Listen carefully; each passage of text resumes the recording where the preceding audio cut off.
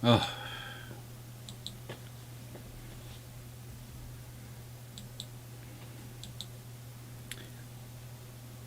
Hello, everyone.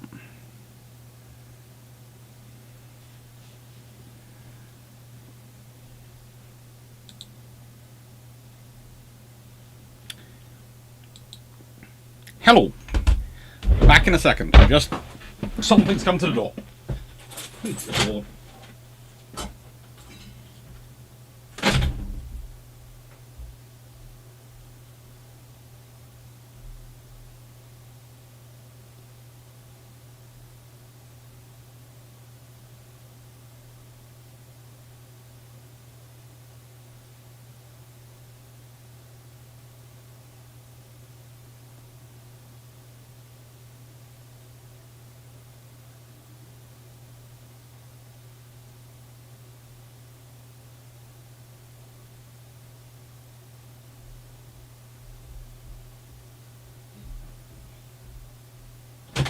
E-by-gum, e-by-gum, e-by-gum. Sisters and timing. Sisters and timing. Hello, everyone. Right then. Right. Let's see. Hello, everyone. How are we all doing? Apologies for that. There were timing. There was a sudden appearance of my sister carrying a heavy object. And, frankly, I needed to move it. Right, so, first things first. Do I have iron brew? No, I have that pineapple juice. Do I have the necessary iron brew to get through this very, very long audit? The sound of static. Right, I will say hello to everyone in a second. I am just digging out the iron brew. Okay. See if I can find a second. Yes, apparently there is a shortage of bottles of iron brew because not just me, but Glyn Stewart, back in Canada, is currently having fun with getting hold of iron brew. I'm just going to note something for everyone. If they don't know it, his new book Icebreaker is out, and it's cool. And it will be getting reviewed in brew ships on Sunday, because I think you'll all enjoy it, because there is some pretty cool stuff. And let's be honest, ice-breaking, paddle-wheeled battleship. That basically just, where does he come up with these ideas? And thank goodness the Soviet Union never heard of them, because they might have actually built that. Speaking of someone who has just finished today recording the probable version, which will probably go up, of this week's Soviet Union video. I've got 3 versions currently done to the point at which any of them could go up. 2 uploaded and 1 not uploaded.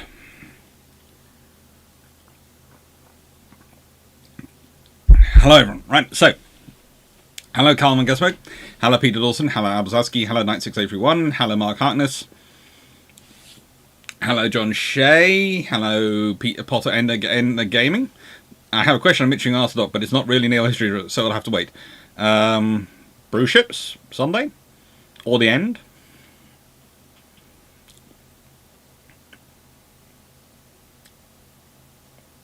Is the membership tag now a Catalina? No, if you've been a member for a certain period, you get promoted to a Catalina. If I quickly go to the whole system I have for telling people exactly what is what, customize channel. I want to go to branding. It's no, it's in memberships. Memberships.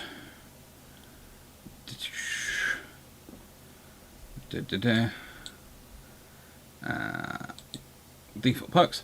So, if you've been a member for 1 month, you have. If you're a new member, you have 1 emoji. If you have been a member for a month, you get a Catalina.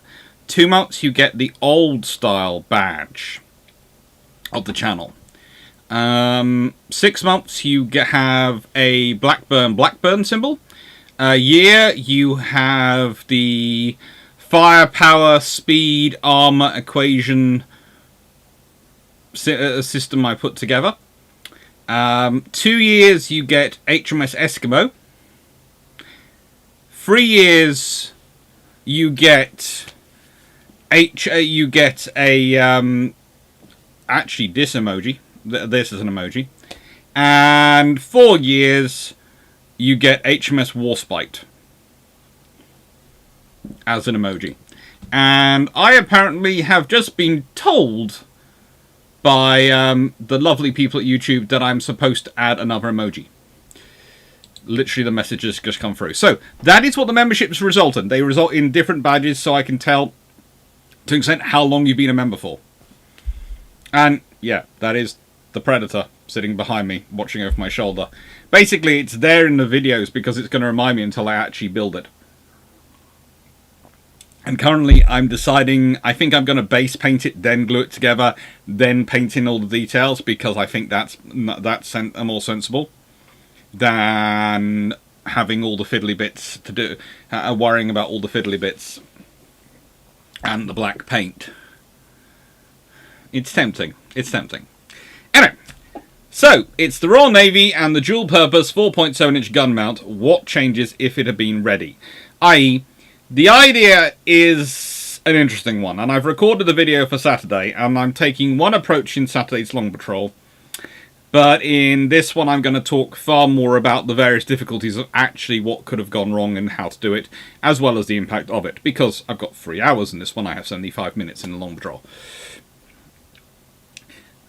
Dr. Clarke, does Eskimo have a bow emoji? Nope, it's a bowelless Eskimo, so it's in her natural used bow state.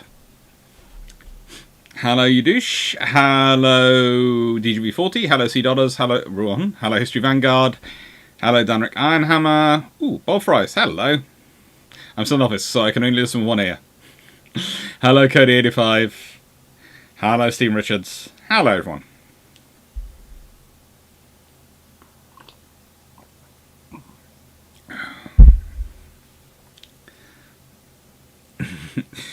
Or how long Jack has been giving the membership. I'm not sure whether the membership gives the membership lasts for longer than a month. I don't know. I'm not sure. I've never done it, so I have no real idea. So model channel Discord when, Dr. Clarke? Yeah, that's going to come probably... I'm going to get some time to do that on Discord probably Friday. So that's probably going to happen Friday, maybe Saturday. I will actually put the model channel up there on Discord for people to put their models up and pictures of models they're building.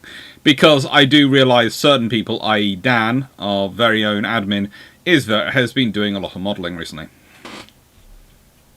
I'm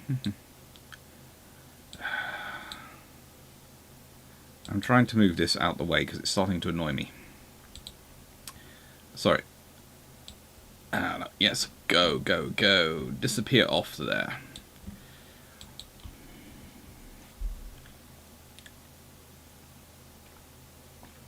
So, this was not as straightforward as it might necessarily look.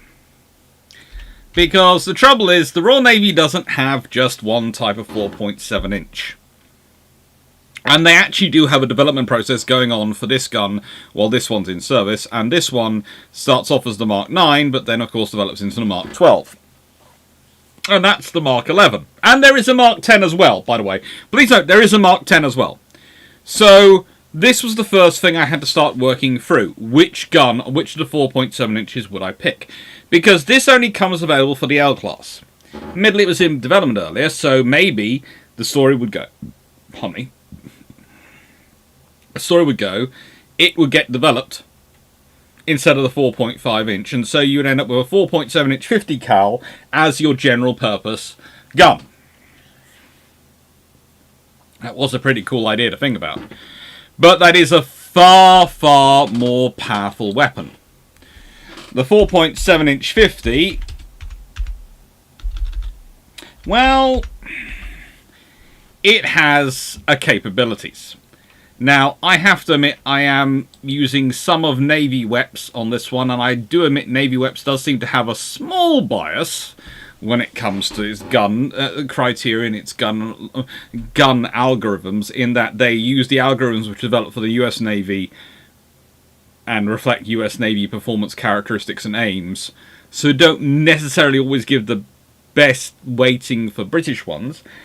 But a 4.7-inch 50 has a 60-pound projectile for HE and semi-armor piercing, has a rate of fire of 10 rounds of up to 10 rounds a minute, but could be increased.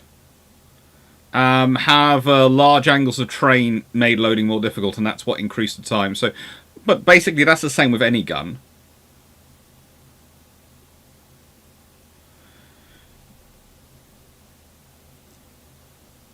It's an interesting system, as its range of high explosive 21,240 yards, or roughly 19.4 kilometers, at 45 degrees elevation.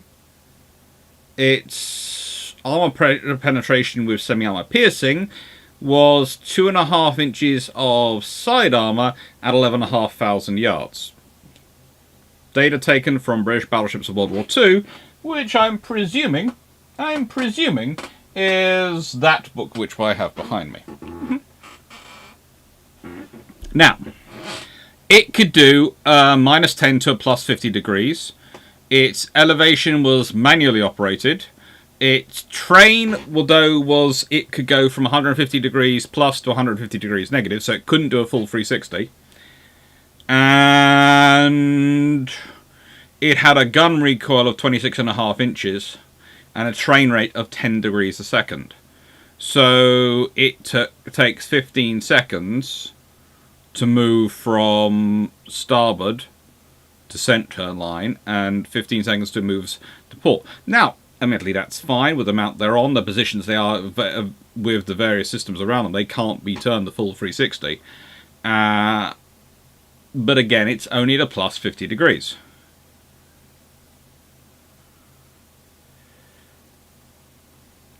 I2, no discretion of the 4.743 Mark 8 from the Nelsons as starting point for the dual-purpose gun. No, I'm sticking to the ones which were in development at roughly the same time as the 5-inch and the 4.5-inch program, because, and I'm going to explain that why. And honestly, I had to cut it down somewhere because theoretically I could have gone with 5 different options of 4.7-inch gun.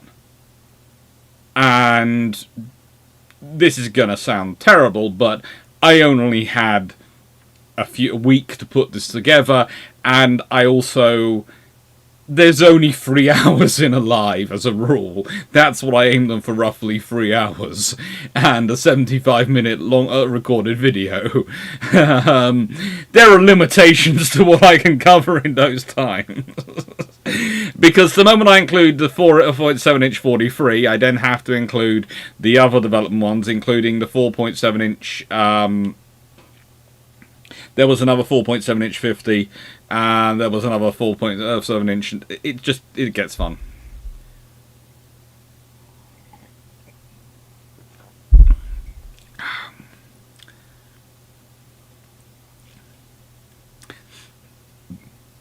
Come on, a bit off, but maybe how good are seaboats were Kinders and Crestas? You'd like to be watching them. That's the answer to that one.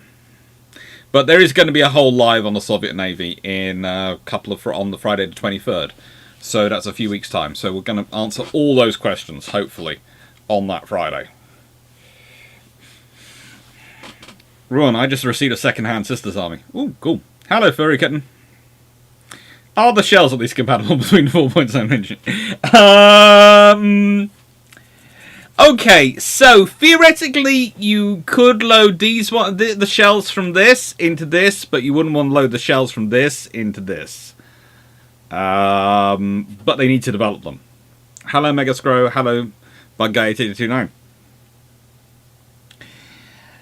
Now, I have to admit, this is a very attractive gun.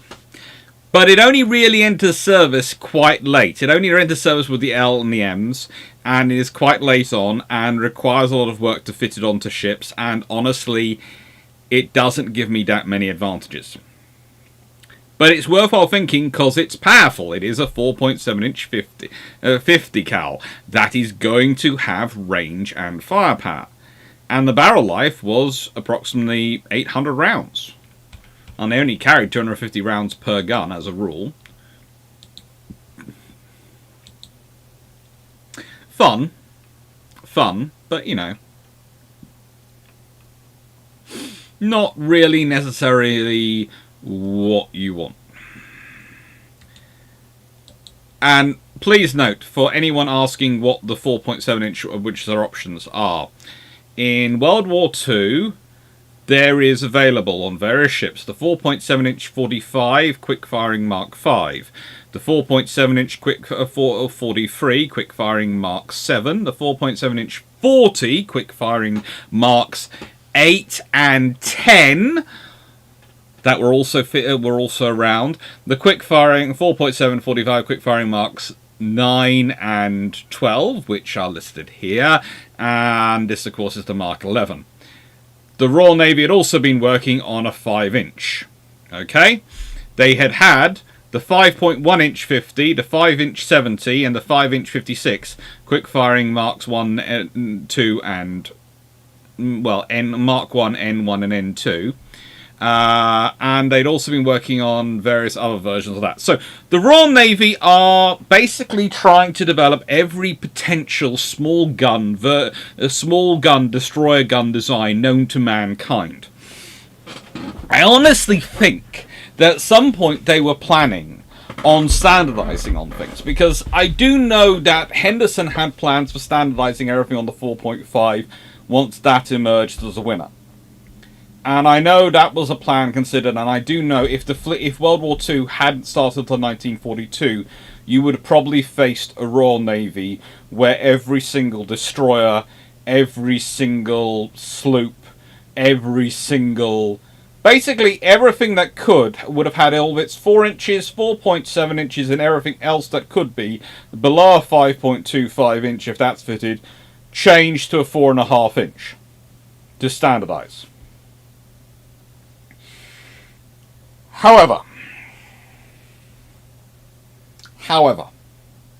and I say this, however, why don't they go with the 4.7 inch, and why do they keep on this approach? And this gets us into the 4.7 inch 45 and that story. So, in the 1920s and 1930s, there is a big thing. There are two big things going on in aviation, terms as far as the Navy's concerned, in terms of learning experience. There is what the Air Ministry is telling it, i.e. that the bomber is the major threat to everything. Oh, the Christmas lights are going on. That's cool.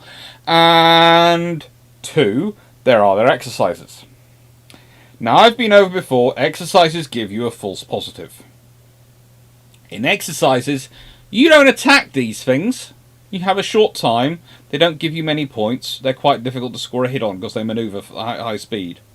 You attack the capital ships. This leads to a confirmation bias, which means your 4.7 inch guns develop as low angle weapons.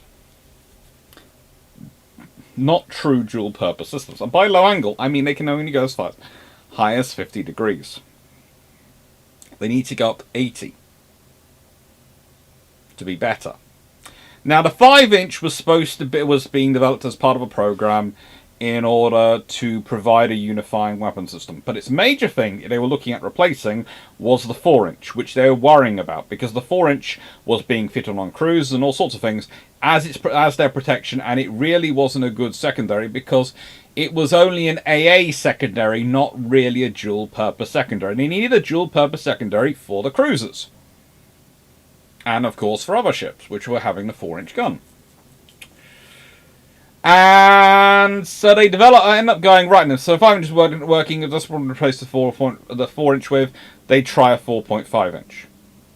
And it's kind of, how do I put this? The Royal Navy are sort of stuck in this sort of mindset that they're replacing the 4-inch gun. And the 4.7-inch works because that does the low-angle aircraft and it does the things for the for the destroyers. So they don't need to touch that. So they're doing that. And then as they develop the 4.5-inch on and they think, oh, we could make it a universal thing, that's when they start developing the 4.5-inch into the universal thing for destroyers and everything. And it's a sort of useful scenario, but it's also a scenario which you can see why it happens.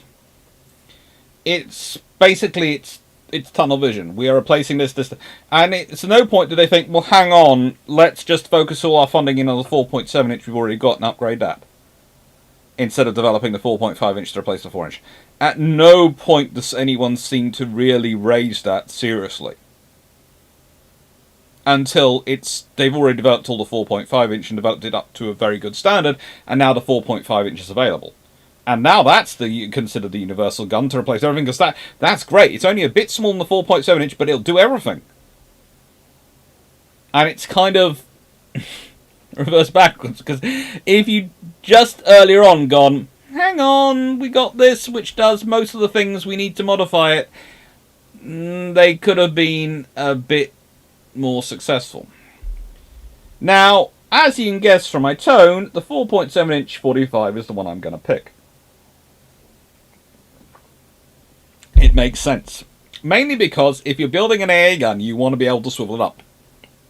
There's a reason there's the 5-inch 38. There's a reason the 5-inch 50 had failed. Because it had been so big to move around for the AA role. Honestly, the 5-inch 38, 4.7-inch 45 is probably about the biggest you want for this scenario of anti-aircraft fire. Honestly, at this time with the technologies available. Because it's a lot of weight to swing around quickly. It's mass, it's movement.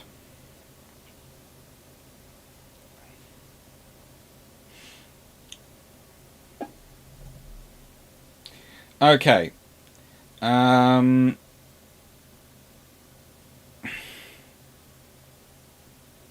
See, I may have posted some pics of some ships I rearmed with 4.7-inch 50 twins. Very nice. I'll check them in a bit. Bud Gaten, hello. Amelia Burrow, hello. Stephen Richards, how many companies were developing these guns? Oh, how many companies? Pretty much everyone's involved in them. Vickers, Armstrong are involved in the gun development, but so are a couple other companies, and of course there's the various Navy and there's the various national-owned gun foundries. So there are lots of different people developing these guns.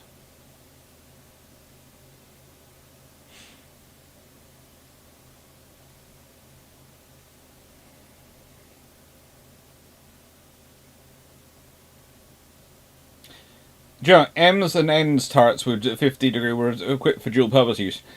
That was certainly their plan. Okay? There is a debate as to it, but certainly their plan was to be dual-purpose. Hello, Rowan Cash. How's Steve Cash? Don't remember.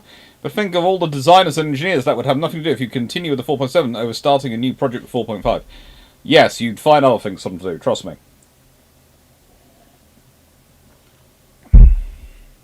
Sinclair. So, Alex, a question on the gun development. Was there any cooperation with other services in the development of heavy AA guns?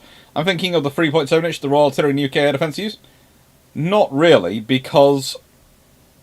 And this is going to sound terrible, but here's the problem. The amount of weight a ship's gun can displace versus the amount of weight a land-based gun can displace and be moved is incredibly different. So ship's guns can normally achieve a higher rate of fire. They're normally slightly faster, slightly bigger mounts, because they can afford to be heavier. They can be 3-4 times as heavy, the gun system, as the land-based ones. So there is some crossover in some work between them. But honestly, it's not as much as you'd think, and there's also a slight difference in the methodology going on. Again, the Royal Navy's working on a layered system, and of course the guns are also moving while firing. So the Royal Navy's and the Royal Navy's guns are about putting up a wall of flak to break up strikes as they're coming in, not to shoot aircraft down or trap them. Whereas the Army and the Air Force's guns are often about defending fixed positions. So this creates a difference and a disconnect, which, okay, you'd think it would be sort of bridgeable, but it isn't as bridgeable as they would hope it would.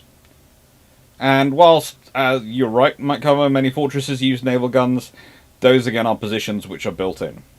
And they're often an interesting manning scenario. Or rather, crewing scenario for those guns. The 4.7-inch 45 is fitted, though, quite widely. How do I put this as a given example? Alright, so, in terms of ships, the classes the guns are used on. The Mark 9 is mounted on the Mackay, the A through I, O through Q, and O and Q through W class destroyers. The H class, the I class, the Leith, Wellington, Deptford, Indus, Enchantress sloops.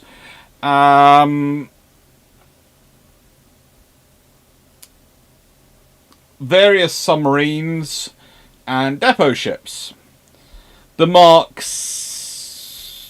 12 is fitted on Hereward, Tribals, J, K and N class destroyers, Abdeel class mine layers. No, it's not on the Abdeel class mine layers. The Abdeel class get 4-inch guns. And yeah. Maybe one of them experimentally takes it. Oh, thank you, Glenn. We have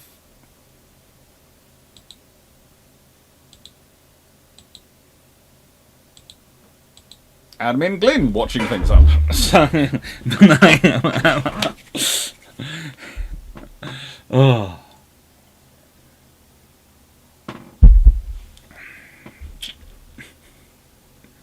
Thank you for arriving, Glenn. Very good timing. Basically, these are fitted to a lot of ships.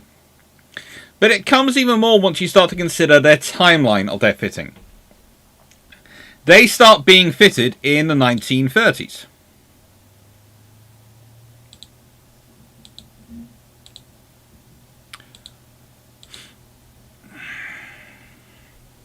They start being fitted early on with the destroyers. So if you start fitting them as a standard, if you turn the 4.7-inch 45 from basically the Mark 9 onwards into a standard, you suddenly have a dual purpose. You suddenly will have a lot of ships fitted with it, because it won't just be the ships which are it won't just be the 4.7-inch guns which are replaced. You'll probably replace the 4-inch guns mounted on ships. This starts to have an impact. Then there's the C and the D class destroyers. Now, as we know, the C class lose their 6-inch guns to have them replaced by 4-inch guns, which makes them into AA cruisers. Well, a dual-purpose gun means they still retain a lot of capability.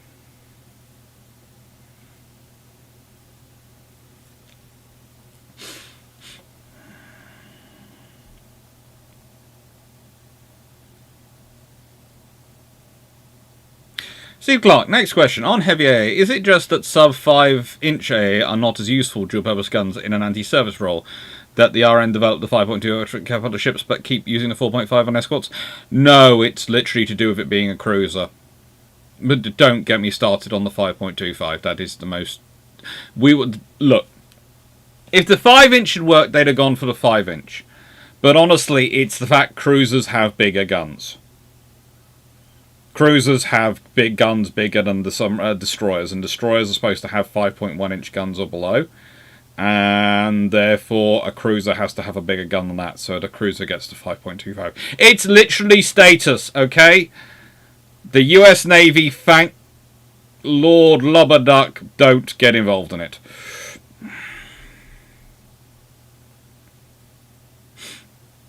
Where's one? Regular destroyers, barrels last 10. Regular destroyers, barrels last 10 battles. Tribal gun barrels last 3 battles. I wonder if tribal crews were fed too much meat.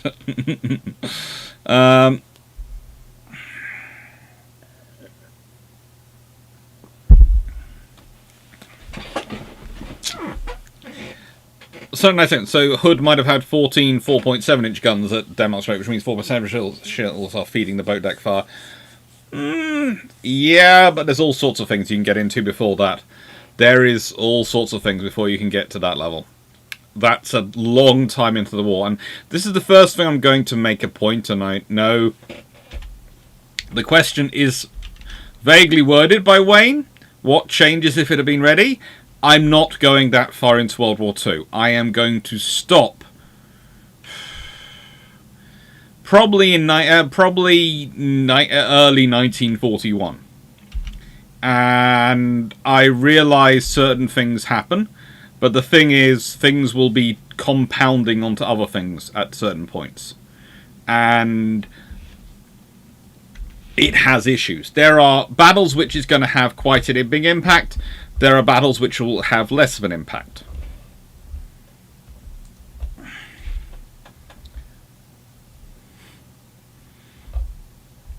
And there are battles where it will have an absolutely colossal impact. I was just wondering why someone was blowing up my phone, and it turns out it was LinkedIn. So we'll leave that one to one side. I do know, when people start blowing up my phone, I go, what is it?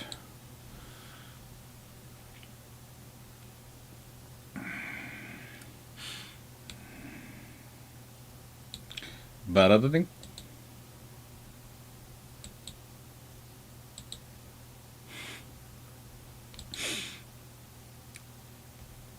Very cute, dollars. Very, very cute.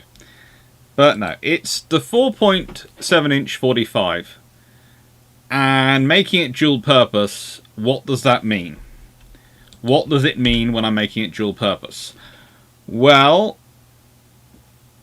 let's first of all start discussing the overall. And I hope I've already made this sort of kind of plain. I'm replacing the 4.5-inch 45 with the 4.7-inch 45. So the 4.7-inch 45 will be fitted everywhere that is. It will be fitted everywhere the 4.5-inch 45 is. And because of its timeline and being ready, and because of the fact it'll be ready in an upper deck mount as well as a between deck mount, because this is a between deck mount and the 4.5-inch isn't ready as an upper deck mount at the beginning of the war, which is why they start putting 4-inch and everything. It's going to replace the 4-inch as well. So, that means I will be removing 4-inch, 4.5-inch, and probably, let's be honest, the 4.7-inch 50s on the L class for 4.7-inch 45s, which will be dual purpose.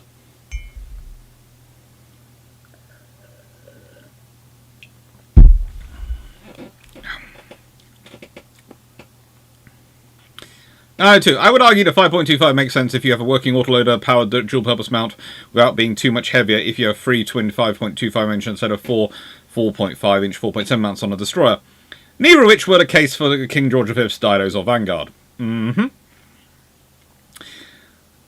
Would it be possible to use the ammunition in French 130mm guns? Not in a 4.7, that's a 120mm gun. 5.25 inch. No, that can't use. That's not 130, is it? 5.25. That's 134 millimeters. The 5.25. 5.1 is 130.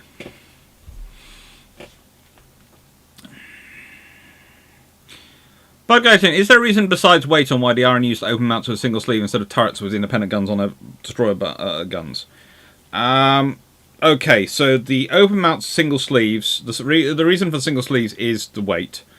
The open mount rather than the turret is a simple system thing. If you think about it, on the weight limitations, you can only put in a certain amount of weight. So you can fit them with a turret, but that turret's going to be such thin armor, it's going to give them no protection, it's going to turn it into a kill zone. Whereas, if you think about a mount, if you can double the thickness of steel, because you have both sides of the turret suddenly halved, so you can double the thickness of steel, so you actually give them some sort of protection, at least against splinter damage, etc. And you also now have the real possibility that a shell punches through, it carries on going. And that does happen. The shell punches through and carries on going. And also, the crew can dive away from the position if things start to go bad. So there's a chance of there's more of a chance of surviving than them trying to bail out of a turret. That is the reality on a mount. Thank you, IKB472. I will look forward to it. Hi, Townvega. I got engrossed in painting the candy class Destroyer's hull. Cool.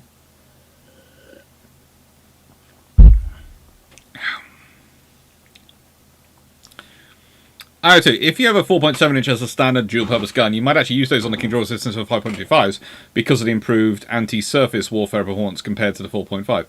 That's true, and there's also the fact that it would also be a weight saving,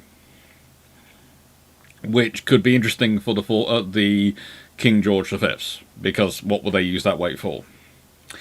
It's all an interesting thing, but it's between deck mounts, and honestly, I wouldn't be surprised if the between deck mount of a 4.5 inch 45 and the between deck mount of a 4.7 inch 45 weighs in at roughly the same. They're not going to be massively different.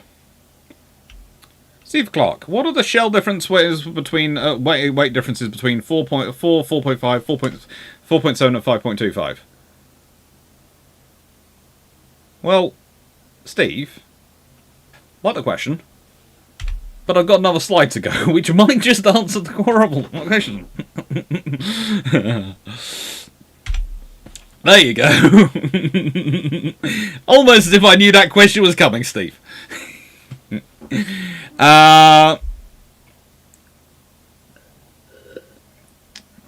There are all sorts of options, and those are second and third order effects, which I can't predict. I presume the Didos go 5.25 in this scenario, because otherwise I am just adding on layer and layer of what if, what if, what if. There's only so many butterfly wings you can go down the path before you're off in Fantasyland. Hi, Jellico. We only started roughly 37 minutes ago. 38 minutes ago. Am I ahead of the curve, Steve? You are, to an extent. You're sort of level of, you're asking questions for the next slide before I got to the next slide. Okay. So, as you can see, I've done this focusing in on the 4.7, 4.5, mainly because these are the human lifting ones. Yes, you can lift the 5.25. And of course, you can lift the 4 inch. The 4 inch is, of course, probably the lightest of all of them.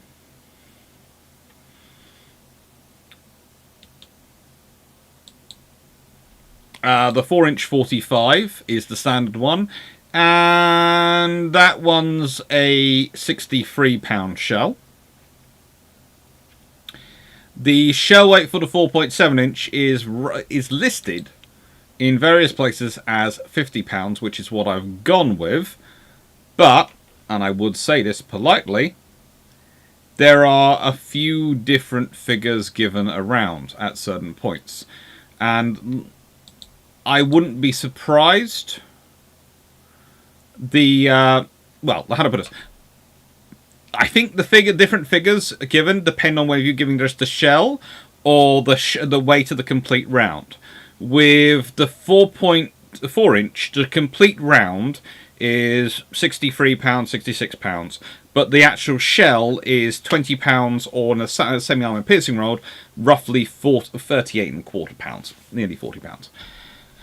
The 4.5. Well, actually, no, let's do the 5.25 because that's the next one I've got listed here. The 5.25 one, well, that's ammunition. The projectiles weighed in at roughly 80 pounds, which is, they're starting to get hefty, especially if you want to move and load quickly and doing it by hand. The 4.5, well, as you can see here, technically 55 pounds, but this is a shell which is developed for the 4.5. And that's another thing you can think about, is what would the shell be that they would develop? If they put the money they used to develop the shell, to convert the planned and the sort of the idea of the conceived 5-inch between deck mounting to 4.5-inch, if you put all that money into the 4.7-inch program, how would that change the shell for the 4.7-inch? How would that shell the systems there? 1 to 4 to 4.5-inch use a horizontal sliding block. Mark V uses a vertical sliding block. This uses a semi-automatic horizontal sliding block, so fairly similar there. Now, this can do, and it's interesting, and the stat I've got agreed by most of them, pardon me, sorry, heads up, the usual person cooked lunch on the Thursday, so I am, yeah, I'm okay. Oh. So, at 30 degrees, they could do 14,450 meters. At 40 degrees, it's 15,520 or 15,545 meters. But the thing is, we don't really have the data running around for what they can do at 45 degrees. And why does that matter? Because what's the data we've got for the 4.5-inch? Well, what do we have for the 4.5-inch? As normal, we have the data for when they're firing at their maximum. So, at 45 degrees, they can do the 18,970 meters. So, but at 43 degrees, they're down to 18,200 meters. They've got a slightly heavier shell. They're firing it slightly slower, slightly less pressure. So maybe if they've got a slightly heavier shell and modify it, they probably would achieve the same range at the same angles, or maybe greater. The thing about this is it's got 0 to 80 degrees elevation, so that's the big thing I have to really modify to make this more of a dual-purpose weapon that can fit in there. Just one. Looks at muzzle velocity. Yes, I'll take the 4.7-inch. Yep, that's my main thinking sitting here, going, well, if I've got if I manage to make that up to a 55-pound shell at that muzzle velocity, then I should be able to have enough energy to achieve the range.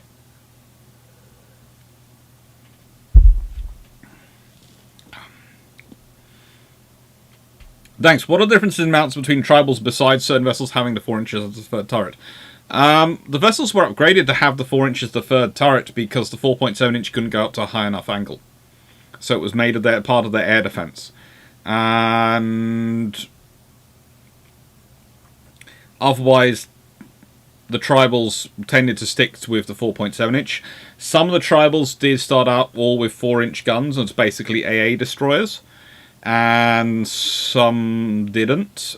There are things going on as wartime pressures go through. Good luck, Wayne. Enjoy the dog walk.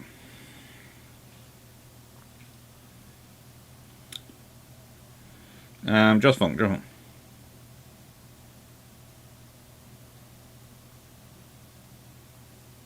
So, you know, only because the 4.5-inch shell is heavier. If it's 5 kilograms lighter, it would certainly... It's not 5 kilograms, it's 5 pounds difference.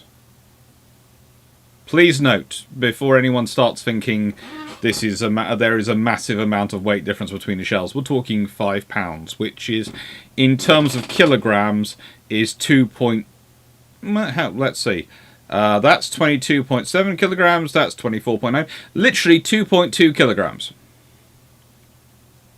So it's roughly 2 bags of sugar difference.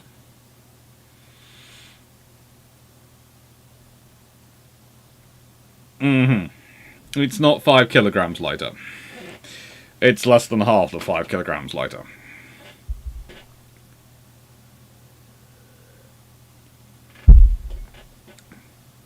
Admiral Jericho, these are dual purpose, right? And 4.5 inches plus 80 degrees, so elevation, so better for AA duties. Exactly. That was the point. The 4.5 inch was designed with 80 degrees elevations because, again, it was designed to replace the 4-inch gun. So it was designed as AA, it comes from part of view, we really need to replace the 4 inches, it's not enough firepower for what we want to do for AA terms. So we the high angle AA, so we're going to go with the 4.5 inch, and then it's going, oh, we can do this in the dual purpose. So it comes that way.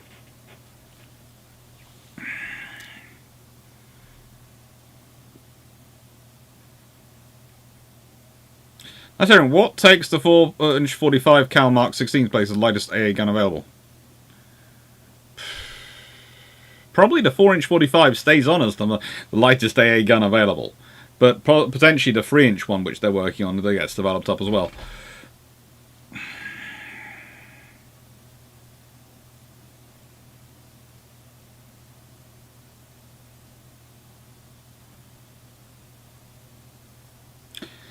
No, the 4.7 inch 50 didn't have a nominally dual purpose. It could again go up to 50 degrees. It was the same as the 4.7 inch. It was designed to deal with low angle air attacks, which they were designed of, which, as I said, were explained as under exercises they'd been focusing on defending the capital ships, so they never had an aircraft coming in on them. It was always aircraft going in on someone else. So it was always the aircraft over here firing boom boom boom as it went on something else. Remember the ranges you're dealing with in naval operations and task groups. And so 50 degrees have been fine. But it's when the aircraft is coming at you and it's going, eh. Because that's ultimately the problem. And if I quickly get rid of this. The problem with the 4.7 inch, and this is found in Norway and various other things, is you'd have the aircraft coming into attack, and you're going boom, boom, boom, boom, boom, boom, boom, boom, boom, and then you stop, and they come through and go, oh, good, we're through the flak. Yeah, boom. And that's the problem. And that's why you have Gurkha moving off to try and get a better target, and you have all sorts of things going on because of that.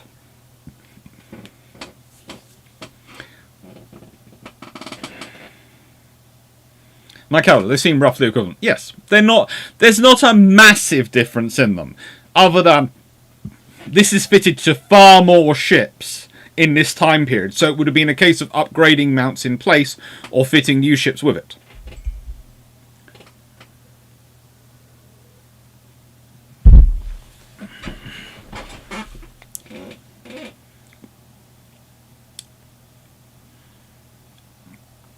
You do. Would the Yarn still be using 4.7 inch to this day if this all worked out?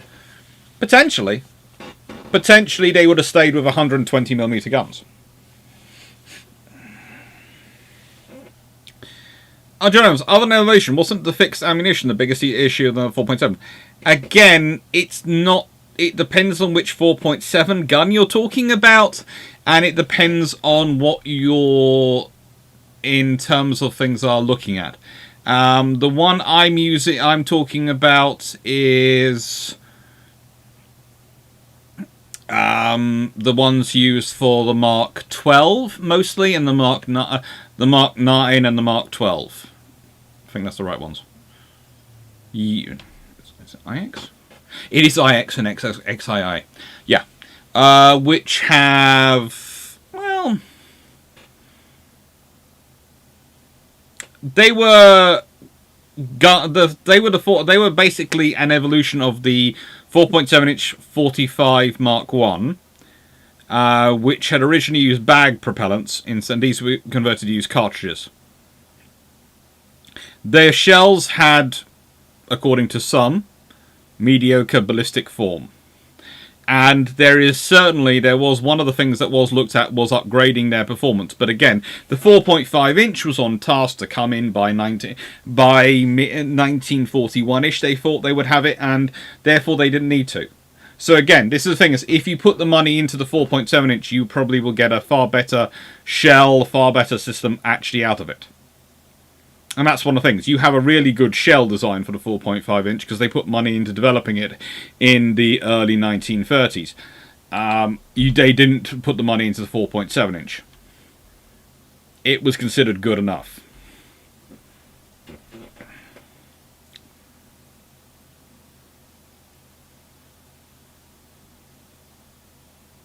Going on, Doc, this all talk degrees bring a high question. Given thermal expansion and vaporization, how does fuel temp affect range? Most of the fuel tanks, this is one of the reasons why fuel tanks are usually located where they are, to try and keep the temperature down as much as possible. But you do like to load fuel which is cold. Gives you a little bit more.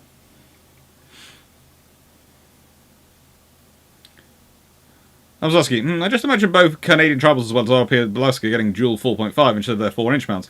Wonder how would a shunt look?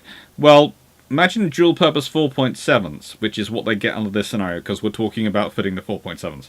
The dual 4.5s, if they'd been available, that was actually what they were hoping to fit them with. But the upper deck mount for the 4.5 took ages and didn't actually come through until the Daring class destroyers in the 1950s.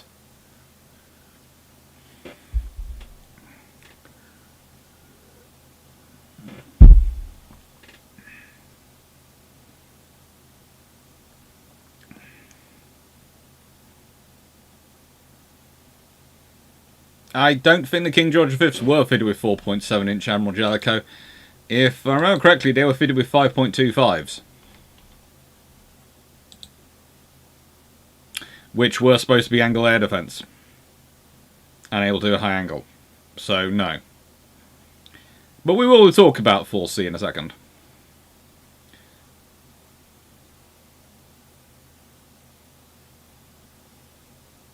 Lance, I just got it, but is it a 4-inch? Best AA gun of 4.7-inch, best surface gun, and 4.5 is the best compromise between the two of them. Not really. 4.5 was developed as the replacement for the 4-inch and then turned into a dual-purpose gun.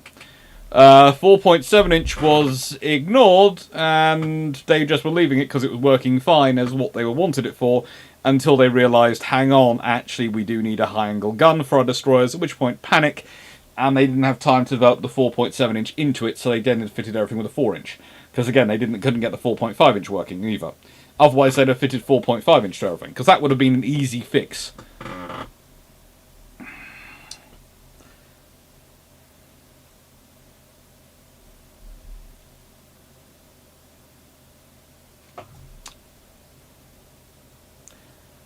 Now, sorry, would these 4.7-inch guns be considered a suitable replacement for the 5-inch 50s? Potentially. Well, this is what we start to get into, because if you've got a 4.7-inch which can do high angle, things start to be affected. These are the ships which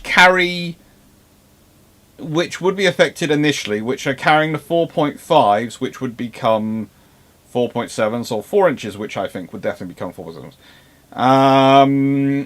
And this is the thing which suddenly these ships get guns which can do 80 degrees, which are 4.7 inch. So they're dual purpose guns.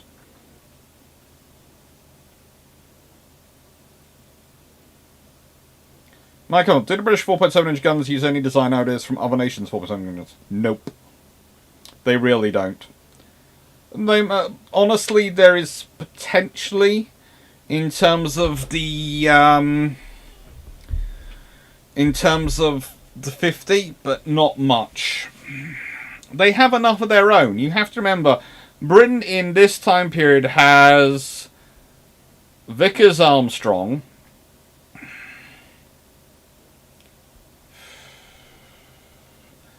I'm just thinking about it. There's about 4 different arms manufacturers in Britain who are all in the top 6 largest in the world. They have 3 of the top 5 largest arms manufacturers in the world at this point. In nicest way, they're companies which would make Lockheed Martin eat their heart out. They so completely offer so many different things in terms of the defense purchases.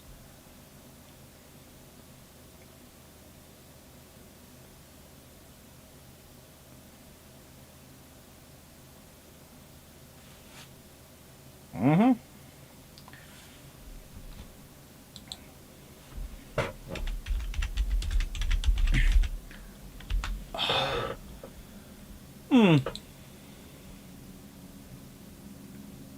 Could be interesting. Thank you for the Xenos Rampart suggestion of Daniel Phillips. I'll have a look at it at some point.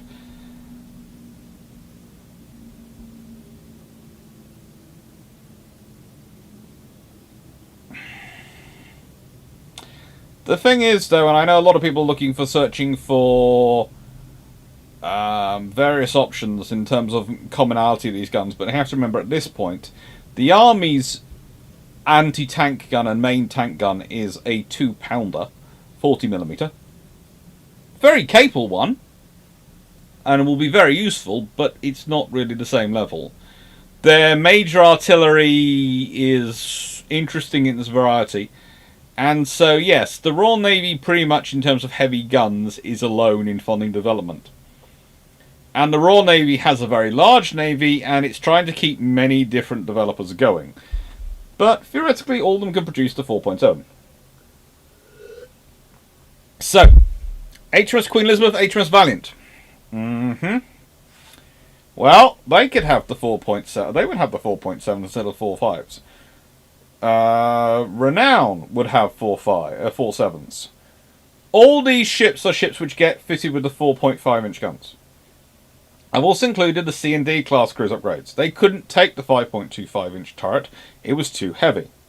And the 4.5-inch turret, upper deck turret, wasn't ready. But again, the 4.7-inch turret, upper deck turret, could have been ready. Why? Because they already had a working one. So it'd been a case of, probably the first version would have been a modified version of the existing system. Now, this comes back to an interesting point. And if we go back to here, I've said it's got to go up to 80 degrees. Right?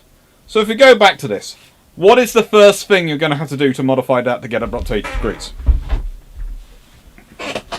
Well, you're going to have to raise the height of the gun, aren't you? This gun is going to have to go up by a couple of inches. I would say probably about 6 inches, but maybe a little bit further.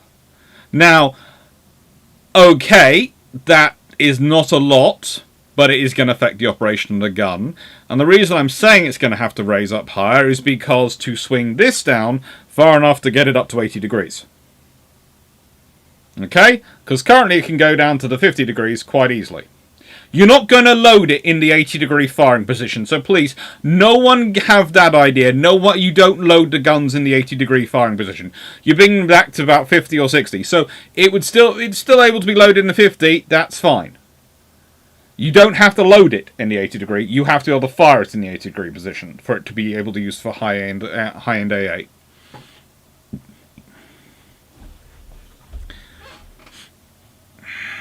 No success. When Repulse and Hood plan to get full. Hood was, I don't think Repulse was.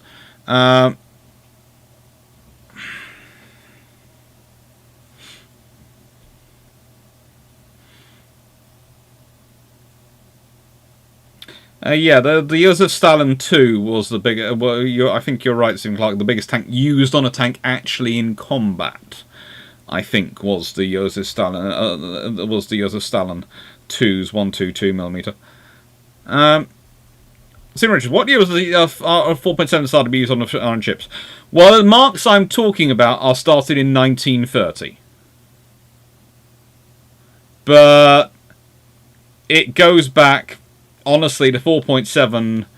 Ooh, good lord. The 4.7... the 4.7-inch... Mark 1 was used in 1918. So, yeah. You pretty much have the 4.7-inch has been in use for the Royal Navy since World War One. At this point.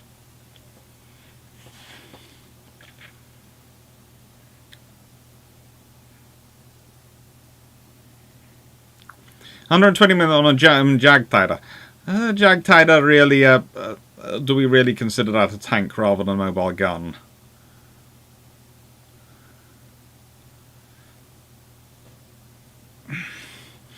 Or a tank destroyer. Anyway, that's getting off the discussion. I know it happens with big guns, but anyway.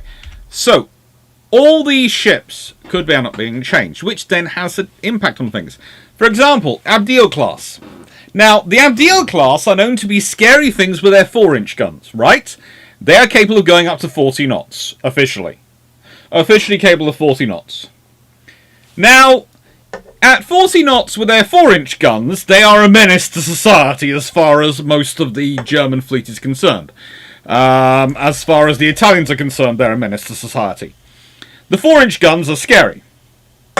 4-inch guns, they can do language, Steve.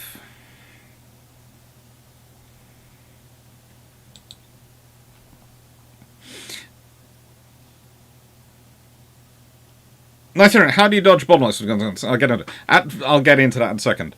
So the 4-inch guns are scary on the Abdeel class. Now imagine the Abdeel class with 4.7-inch guns. I'm just going to point this one out and just want you to think about it. The Abdeel class. The fast mine-laying cruiser that carries 6 4-inch guns in most of the 1938 group, and at least 4 in the WEP group. Now, I know that's not the full armament compared to a tribal, etc., but can we just all imagine the face on the Italian cruiser when it's getting overtaken by something going at 40 knots in the middle of the night that starts blasting at it? Or rather, the German E-boats, which are applying speed to escape and going, we're not getting away from here, it's gaining on us still. Because if we consider it, the Schnellboots, they have a top speed of 43.8 knots. Now, that is not in rough weather, or in mildly rough weather. That's not. So, something which can do 40 knots in quite rough weather, because it's a few thousand tons rather than roughly 80 tons, armed with 4.7-inch guns, gaining on them. Benjamin, wasn't there a 4.7-inch quick firing in the 1880s, 90s? Yeah, but that's a long way back from this version. It's not these ones. We will go with the 1918 start point. Nice. How do you dodge the bottlenecks that might turn up with these guns? Well, the thing is, the problem with the 4.5-inch gun was getting it working and getting it balanced. And you have to remember, the 4.5-inch gun eventually comes into service far later than the 4.7-inch gun. And it's mostly a between-deck gun for World War II, which means it has a lot more space. Okay, the battles are a good example of this. They are designed around the fact the 4.5-inch gun is a between-deck gun. So it's on the gun turret in all the space to operate it is spread over multiple levels of the ship.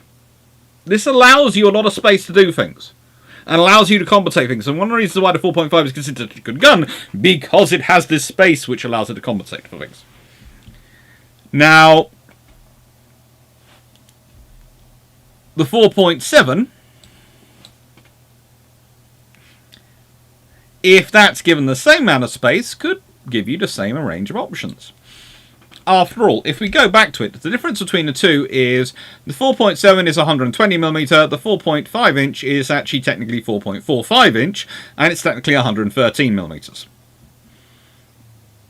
So it's not a massive amount of difference. It's 7mm of diameter or 3.5mm of radius.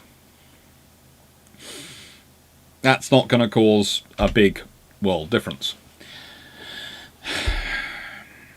But there is another point which you have to think about. What will be affected? If I have turned every 4-inch gun I can, every 4.7-inch gun is already that way, and every 4.5-inch gun, which is built in this period, and every 4-inch gun, which is built in this period, into a 4.7-inch quick firing, which is 80 degrees of plus angle, and hopefully still keeps the negative 10 degrees as well, so it has 90 degrees of range, although that will be technically very difficult. I have created a unified logistics field, which is going to make my life a lot easier in World War II. Now, bottlenecks. Nice to go through and ask about bottlenecks, and there is a potentially doozy one. Because it is not going to be a lot more complicated than just raising them out. You have to keep the balance right, you have to get the system working, and you have to keep it all balanced in the bearings for the weight. So the weight of the mounts is going to go up. The weight of the effect on them, it's raising all the guns by roughly 6 inches. That's half of roughly 6 inches is going to affect their loading pattern. Is going to affect your loading criteria for them. You're going to need to do a lot of work. It might be a case that actually instead of you raising the gun up, this is going to sound strange, you might angle the mount up to try and make it easier. There are all sorts of options for what you might have to consider doing to make it work. It's not going to be easy. The thing is, you're taking something which is already in service and modifying it and working it out. But as I can tell you from looking at the marine reports on the Tribal class destroyers, the 4.7-inch gun is as known as it can be, but still, when they first fit them to the Tribals with their double mounts on all 4 positions, they have problems with them. They need to fix the bearings. They need to change some of the balls inside their movement system.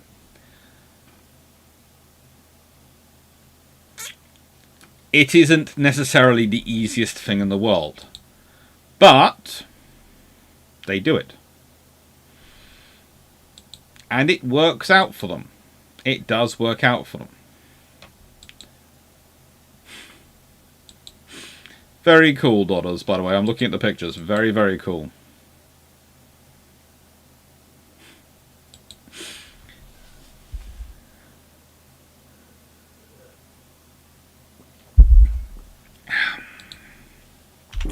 So what's infected? Well, let's put it this way.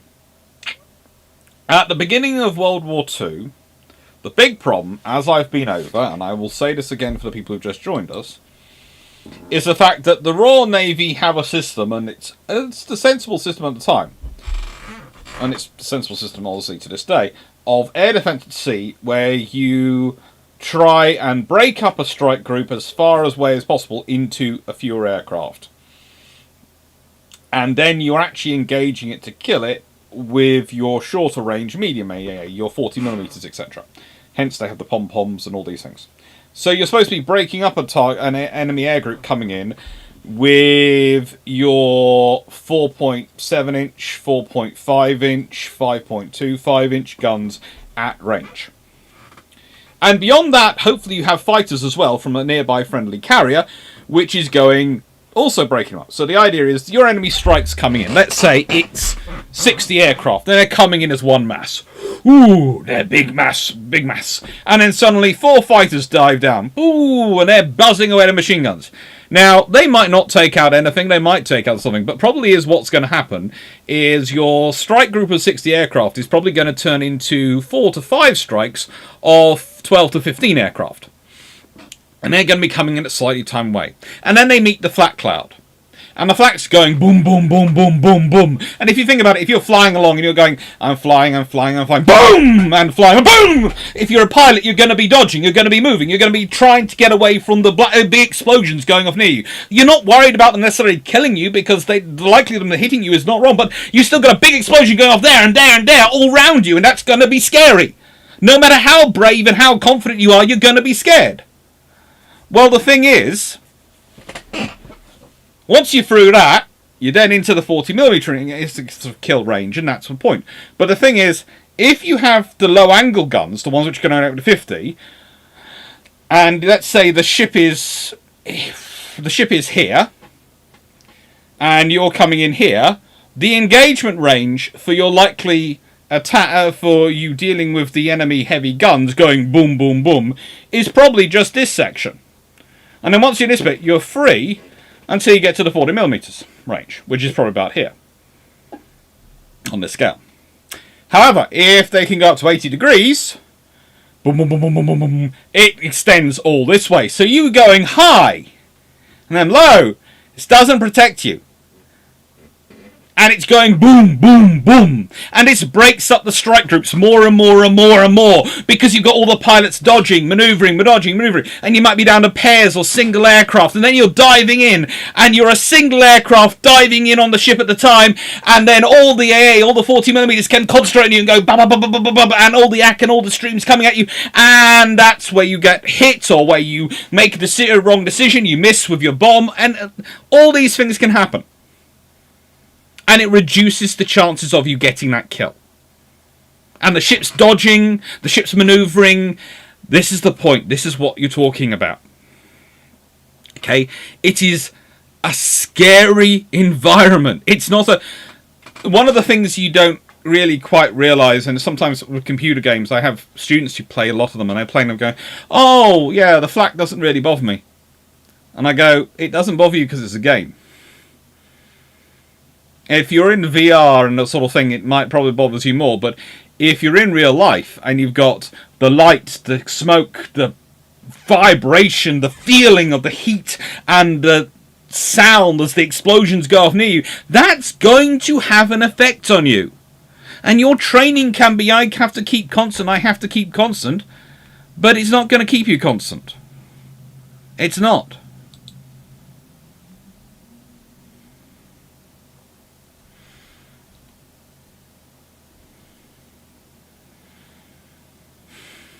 And, well, that's what happens. That's the problem for the Royal Navy. So now let's change it, and let's think about all these operations if you don't have that gap. If you're like the Americans achieved a 5-inch 38, where they have that cover the whole way in. That's going to change a lot of things, isn't it? It's going to have an impact on operations on aircraft. Now, just a quick check, because my chat hasn't moved for the last few minutes. Has anyone added in anything since Bijan? Or is it my chat's not moving?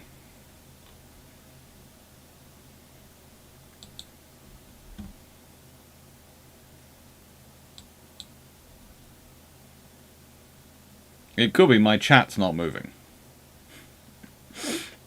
Ah, it is. Now I've got chat. Now I've got people actual movement on the chat. Ah, yeah. It was the chat which had decided to freeze on me.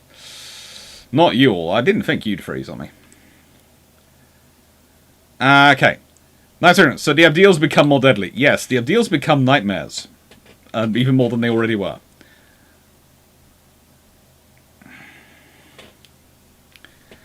I was thinking, Alex comments on the Rodney and Nelson using 16-inch guns as AA guns in the men. It's exactly the same thing, just at longer range. You're flying along thinking, I'm well and truly out of AA. Boom! Oh, good God, what have they got now?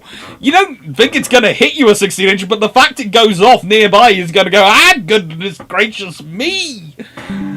That's a scary thing! By the way, I've just had a flash up on my memories, just literally flash up there if you heard a sound saying 8th of December was when I took pictures with my book when it came out. That's a cool time. I like that book. I like it. And hopefully the next ones will be well received.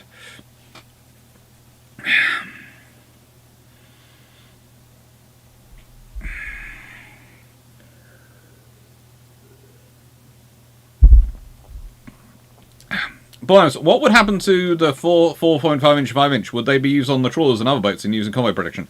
Probably. I doubt the 4.5-inch would have been developed. If the 4.7-inch is developed instead of 4.5, then that doesn't happen. So it's the 4-inch and 5-inch are probably going to trailers, and it's probably the 4-inch, because the 5-inch didn't get developed, really. It didn't work. And I say, when I ideally did the 4.5-inch need to come into service, about 1936, if not earlier. Zero Richards, when did the RN start to realise they needed a dual-purpose gun? About 1939.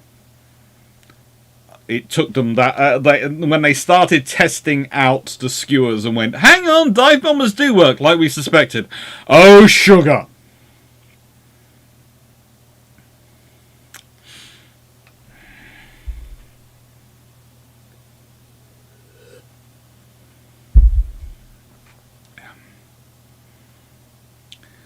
Breaking wing down into squadron, squadron into flights, and into singles. Pretty much.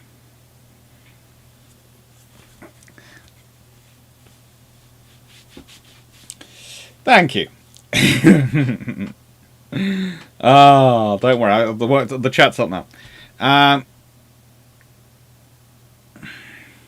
Just one. Ill 2 player here can confirm. Not fearing for your life makes you braver. Negate risk assessment. Make me plow with it into the ground many times. Break out the defroster. I have it working. Don't worry. I have the time. I just went, why is it frozen? And spotted it. Nicerin, a 4.7-inch gun is not going to be much use at Denmark Strait, but might be useful in the mid. They might, well, Denmark Strait, no. But think about it from the point of view of the cumulative effect on all these operations. You see, the thing is, if you're thinking about it just as the individual operations that they happen, that's one thing. But what about is the cumulative effect? And this is the main problem for me when it comes to talking about this. To try and predict the cumulative effect. And there is going to be a cumulative effect. Because, for example, you pretty much are turning these into AA destroyers. Now, here is the thing. I'm building the Didos, and the British build the Didos to provide with AA cruisers of protection.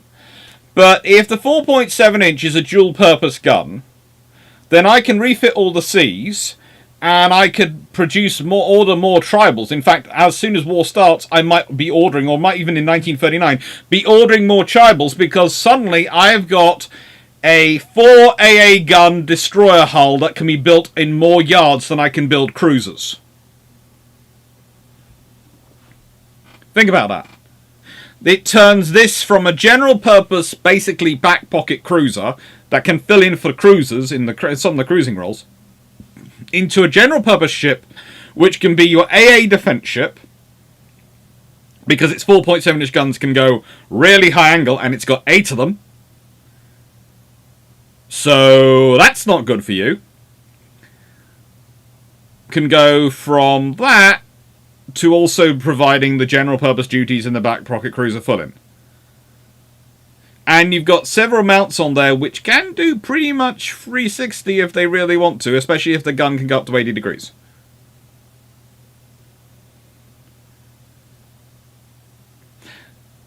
This is the point. The Dido class light cruisers, Night Security are to replace. They're not to replace the C class AA cruisers. They're ordered long before then. They're to provide the AA cruiser role and the light cruiser role that the Royal Navy needs to churn out numbers. But the thing is, do I need those as well as these if I can mass produce these? In which case, do I put the resources elsewhere? Do I build the Didos, or do I use those resources to build these and build build something else in the cruiser range? It becomes a question. I'm not sure what the answer is. My instinct would be at least the first batch of Didos get built. I'm not sure about the second batch. And that's where the thing comes in. I think the second batch might be dropped in further in favour of more 6-inch cruisers, or maybe even some larger cruisers. Especially with an eye to the Pacific. I.e., the British equivalent of the Alaskas might get built. Or they might concentrate on more aircraft carriers. But again, the C-class cruisers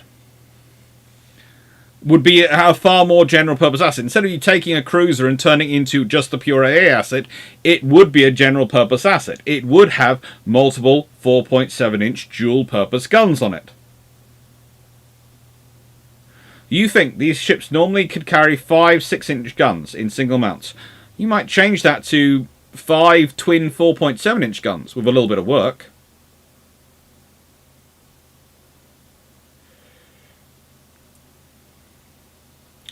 Stephen Clarke, why did the RN not replace the 4.7-inch Mark 8 on the Nelson class with 4.5 as it's a shortage of guns because of the demand for building escorts? Pretty much in the other efforts going on. And the 4.5s weren't used for escorts. They were being used for the carriers and the new capital ships. Probably Crown Colonies if we're talking 6-inch cruisers, or the ones which came after them.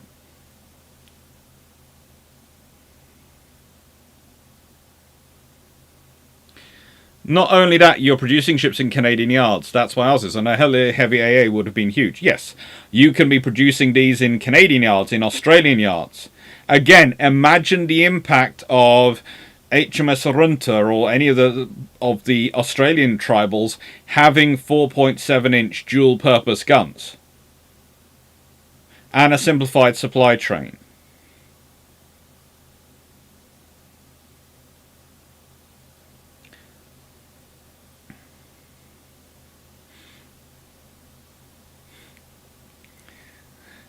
See, Clarke, people may wonder about this question on 16-inch, but there was a report from Italian Air Squadron that an aircraft which folded up in midair. That would, yeah.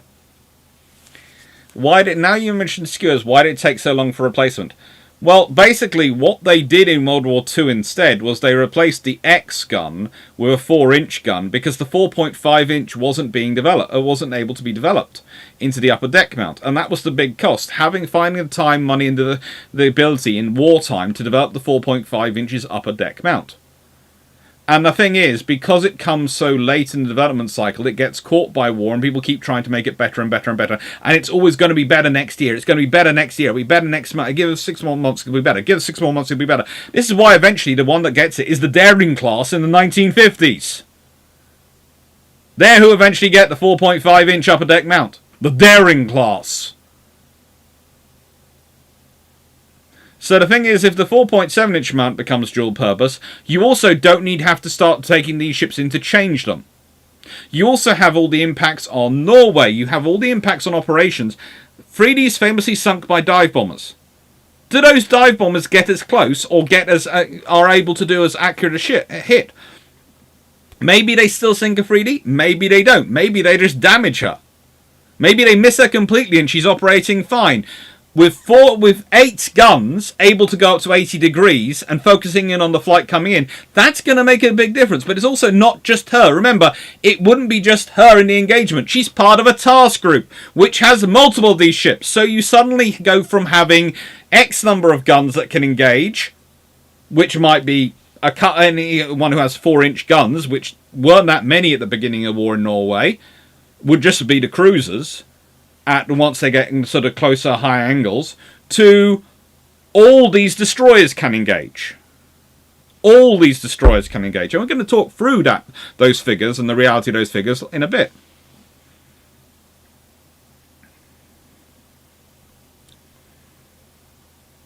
Hi, Michael. How does Dido compare with Atlanta in volume of fire?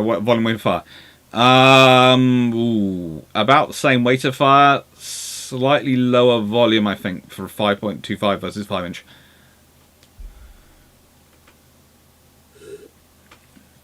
John Evans, I'm not sure whether the Dido was intended as a fleet cruiser that could be built in numbers and say the weight of split battery. That's one of the ideas behind it. Remember, the Dido comes from the same development cycle and same development program that produces the tribals. Basically, they're trying to figure out whether it's a heavy destroyer you should be building or a light cruiser. And if the heavy destroyer had been more dual purpose in terms of the guns available, then the light cruiser might be less of an attractive offshore, especially when you're talking about wartime building. Lance, how about the 4.7 compared to the 538? 4.7-inch 55 versus the 538 is pretty darn good. Honestly, they're not that far apart, especially if you consider, again, as I pointed out, the British were putting the money into developing the 4.5-inch up to the standard, and unfortunately that didn't deliver in time for World War II. So if they put that money into the already existing gun to develop that up, and that's ammunition and systems up to the standard, and which means you're starting from a proven and working base, so it gives you already a head start. Then that might well have given you a better weapon for the British. I'd say it'd be half a dozen, 1 or 6 of the other between them. They'd each have their own individuals.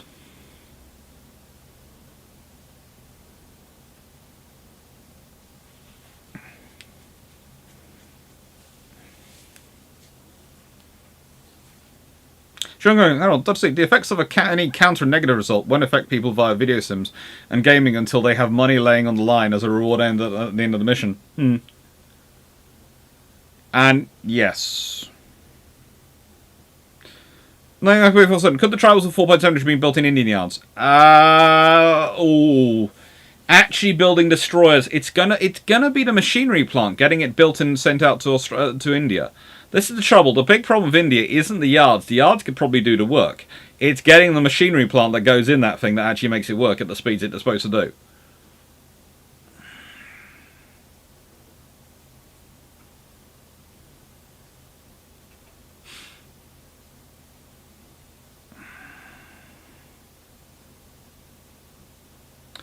Jermac, there would be experiments of fitting 4.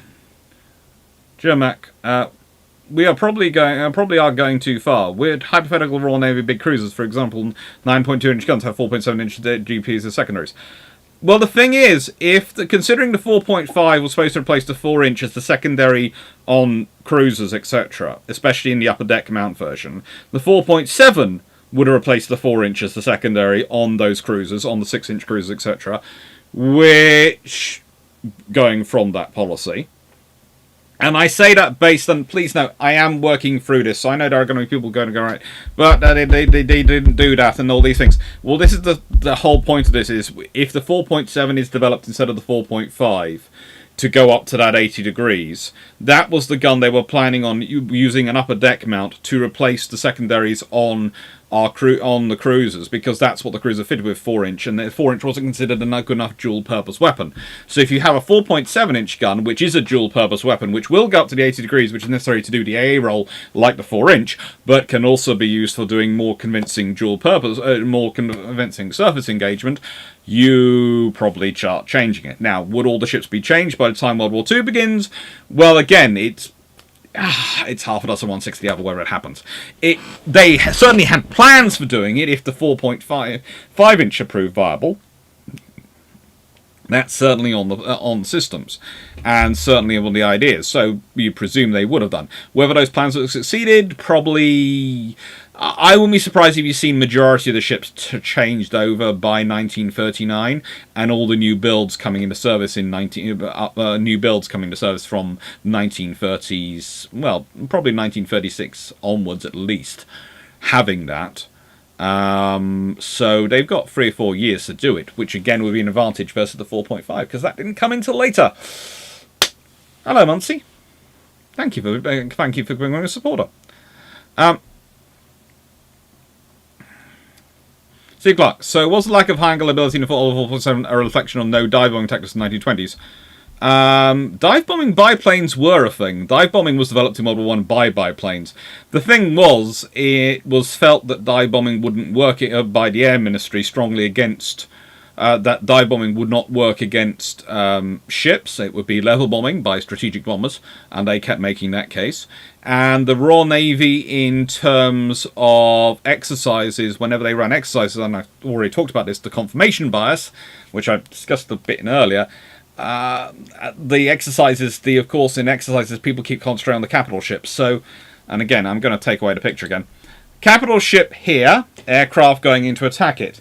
Angle for destroyer, back here, is far lower to deal with the aircraft which is coming in to attack the capital ship. So it basically, the idea, the low angled thing is there because the destroyer's not going to be attacked. They're going to be defending the things that are going to be attacked. So they don't need a high angle weapon because the aircraft aren't going to come after them. So you can afford to just go up to 50 degrees. The reality is different, of course. Thank you, Muncies. Your history videos give me the history hit I require daily to function. Thank you. That's basically their point. And it's... How'd I put it? These videos give me my history hit, which I like to share daily, in order for me to be happy. Sorry. Oh, it's far easier to get a bottle out of the fridge than it is to get cans. I should have taken them out the back, shouldn't I? But I was being lazy. And look, 2 free cans in the pack because of the World Cup.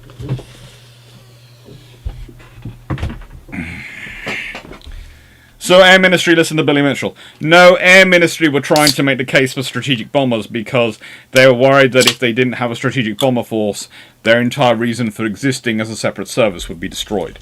Because they were watching the US Army Air Corps and various other air forces which were not independent and going, we're going to get squashed.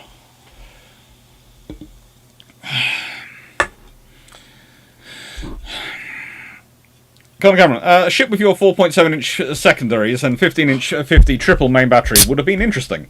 It would have been. Nice. Concentrated fire is going to cut a Ju-87 to pieces. It's going to maybe cut it to pieces, but it's definitely going to be diverting for its attention.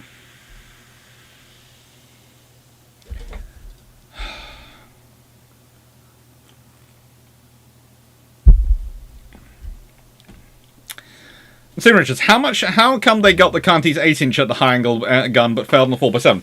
Because they didn't try on the 4.7. That's it. They didn't try on the 4.7. And that's the problem. John Jones, I'll have to catch up with this later, but I'm keen on this. I built a whole cruiser program based on the 4.7-inch dual-purpose guns for one of Draken Naval's Spring Shark competitions.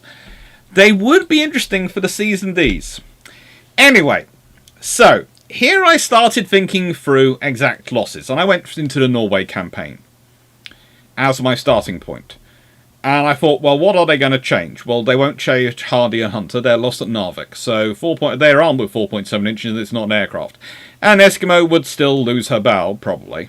Probably, I say, because there's also part of me which just wonders, would the Eskimo try firing her 4.7-inch guns over things to drop smoke on different places? I'm not sure. It's a potential, knowing a tribal, but no, I'm still presuming she loses a bow. Glowworm, of course, was lost to ramming Hipper, and Castor and Ardent were lost defending Glorious. However, the two lost to air attacks are Afridi and Gurkha. Gurkha, of course, leaves the task group to go off and engage the aircraft on her own because the angle of her guns is not high enough to engage the aircraft. So she dives off so she can get a better angle in the aircraft, and then the aircraft then focus in on her and sink her. Well, if the guns are able to go up to a higher angle, she doesn't need to leave the task group, which means she's going to keep firing from within the task group.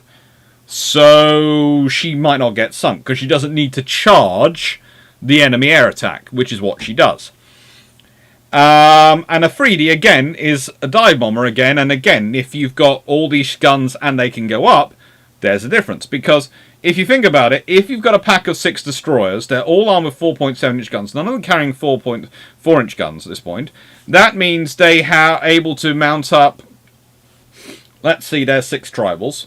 Well, at this point, they have, therefore, 8 4.7-inch guns, so for 6 of them, that's 48 guns. They can only engage up to 50 degrees. Once you get close to that, they're no longer engaging. But if those 48 guns are able to keep going until you reach 80 degrees, i.e. get closer, that means because of the speed, the distance the ships are probably operating from each other, you're never not able to be engaged. Because if you can't engage the ones coming over you with your 4.7-inch, swing round and engage the ones over your mate. Good luck, Melanie. Well, just got out of the doctor appointment. Hope it went well. But that's the point. This is the thing. When you've got these guns, they can mutually support each other, like the Americans do with a 5-inch 38, like they do successfully with that. So I would think Afridi and Gurkha wouldn't get sunk. It would also provide better air defense for the merchant ships, because suddenly all the destroyers have a better air defense weapon and are able to defend their task groups and their convoys far more successful.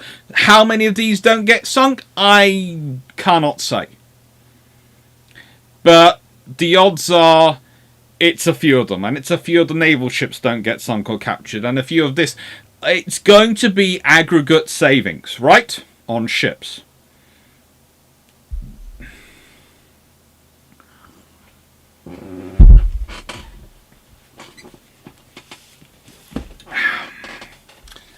It's the part of the John Lambert collection, Steve Clarke. It's the British weapons of World War II. It is put together by Norman Freeman. He edited and introduced it, but it's John Lamb's drawings. And there is an obvious reason why it's behind me. I've been prepping for this. And a few other things has been useful.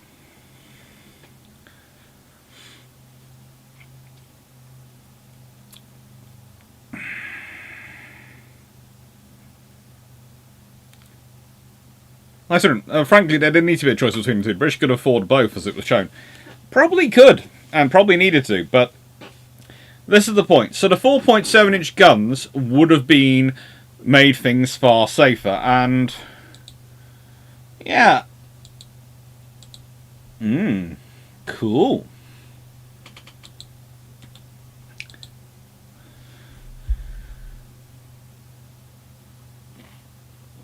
The 4.7 inch is 120 millimeters. It's big enough to take a VT fuse.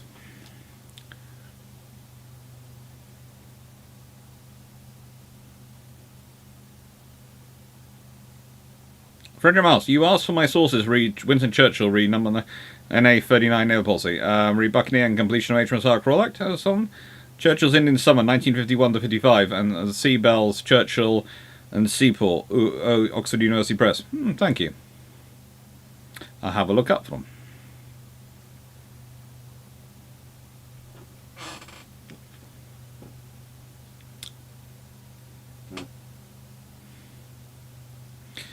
In the case of Norway, Grom would probably still be lost. Early 1940 would be too early to refit and install later Berserker with dual 4-inch. Well, the thing is, again, if the British are building a 4.7-inch gun, which is dual purpose, how many of those destroyers they build for other nations would get fitted with it from the beginning?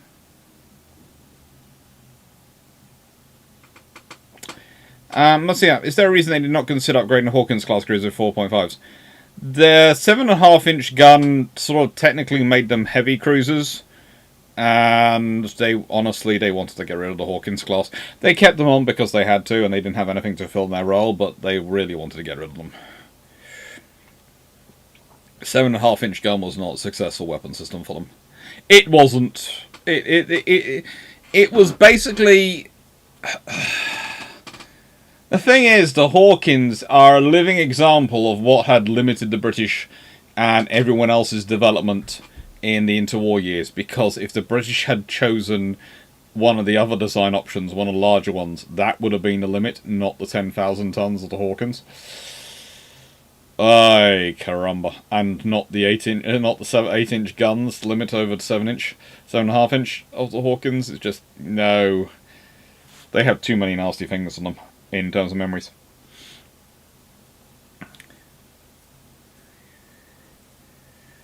There's also the fact that there might have been a few more trains destroyed. Now, this also has an aggregate effect on the Germans, because they lose the 90 to 240 aircraft. Now, let's say that goes up a few aircraft. Let's say the sheer volume of AA fire, and the fact that you can be under fire for a lot longer, has an impact on their survival rate of their pilots.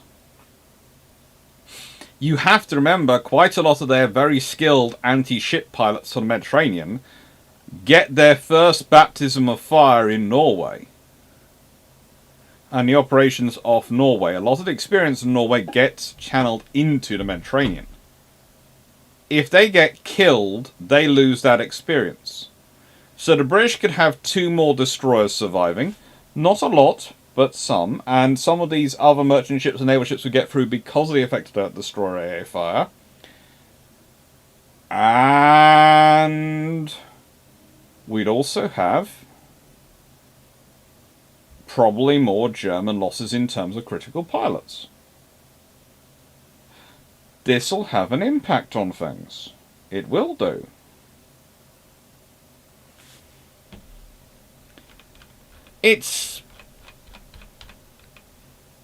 What is that impact going to be? Again, I can't really predict. That's too many butterflies down the road. It depends who gets killed, or who gets injured, or what the impact is. You also have the fact that with Hitler, the moment he sees losses mounting on any of his super systems, he gets petrified. Remember, he loses a lot of the parachutists of the parachute troops in Crete. They never get used for parachute again. They're basically used as glorified infantry for the rest of World War II.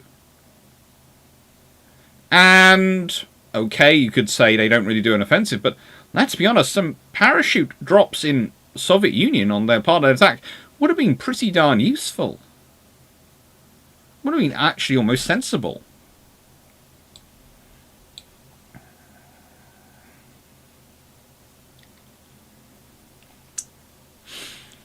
Well, the point is, Albertaski, Grom are equipped with both as 120mm. Imagine if they decided that, well, hang on, the Vickers 120mm 4.7-inch can do that angle. They might have gone with that instead.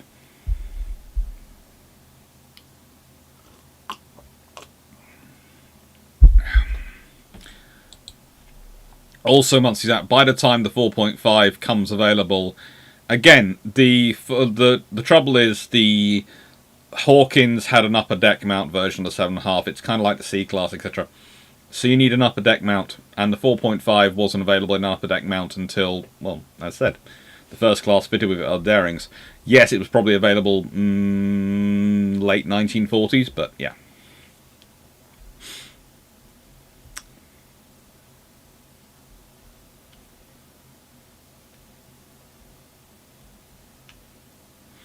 Rumors. All of a sudden, there's the main political historian for Churchill's second PM term, 1951 to 55. Next, the historian massively covers the RAF versus Royal Navy debate in sort of CDS. Yeah, I think I've actually read some of those books, but I don't think I've read them recently. And I'd completely managed to skip the comment on the Buccaneer.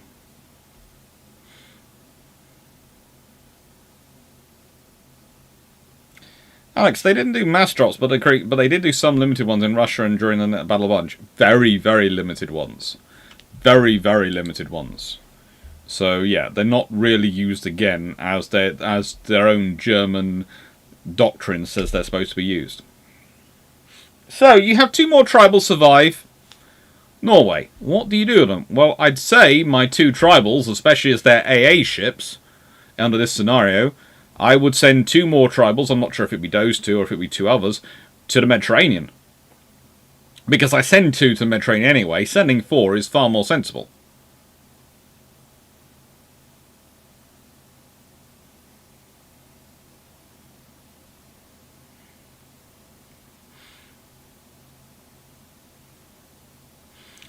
And that's then going to have an effect on the Mediterranean, because I now have 4 AA destroyers, general purpose destroyers, which can cause a lot of trouble for aircraft, but can help me in escorting and moving my ships around.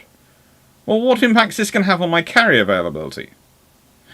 I'm just literally picking the tribals. I could be picking any destroyer, but every single destroyer in this scenario has 4.7-inch guns, which can go up to 80 degrees. Suddenly, every single destroyer can do the high-angle engagement with all their guns. Every single sloop can, if they're fitted with a 4.7-inch gun. Every single ship which is fitted with the 4.7-inch gun, and whether it's or 4-inch gun, if they're maybe some of the cruisers did keep the 4-inch guns, maybe they didn't. I would say they'd be upgraded to 4.7-inch, but they might not. They might decide they can carry more ammunition. They keep the 4-inch for the cruisers, but they can all go up to 80 degrees. And if they can all go up to 80 degrees, that's going to increase the volume of fire you have for defending your task groups when you're under attack in the Mediterranean. Let's put it this way. I have 10 destroyers, 4 cruisers. The 4 cruisers have each got 4 twin 4-inch guns on them. Let's just keep it simple maths, okay? I'm not specifying to describe. Each of the destroyers have an average of either 4 single mount, well, let's say half of them have 4 single mounts, and 4 have 4 twin mounts, and 1 has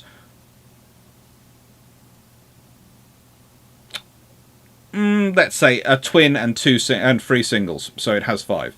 So That would be sort of roughly average. So that means the destroyers are 24 guns, plus 5, 29, plus 4 times 8, which is 32.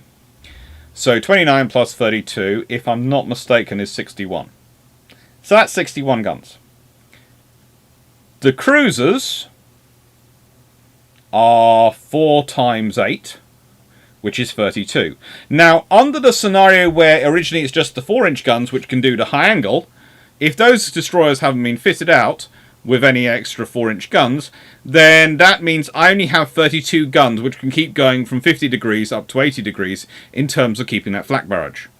But if all my 4.7-inch guns can do it, well, then I have 93 guns which can keep doing the high angle approach. That's pretty much trebling my firepower. That's trebling the number of guns which are firing up in the air. Even if they are not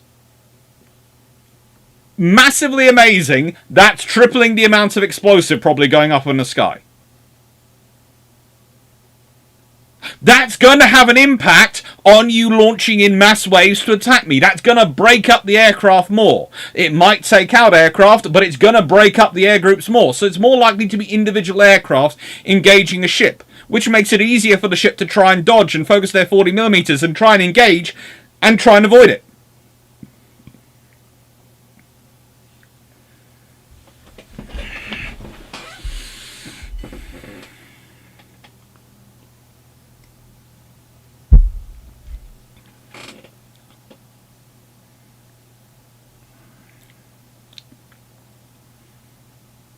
Frederick, yes, you're looking at the 4.7-inch 50s. Which is, I talked about back at the beginning. And I said I'm not going with a 4.7-inch 50, I'm going with a 4.7-inch 45. I'd say you're looking at. I'm not sure where it is coming from. So this is the point. Naval, would it be practical to fit single 4.7-inch guns in class? You could, but mainly they're using the 4-inch guns because they're World War I stock. Lions, it seems almost like this. All British destroyers become as general purpose as the Fletcher were. Yes. And that is the point. Suddenly you go from having all these ships having low-angle guns and occasionally with the 4-inch. Why not the 50 cal? Because it came into service later and because it was more difficult to get to high angle. It would have taken up more space and it's a heavier mount and all those things. So that's we picked out the 45s because it's lighter, slightly lighter, slightly easier to get to high angle, and because it's in service a lot earlier, so you can actually do it.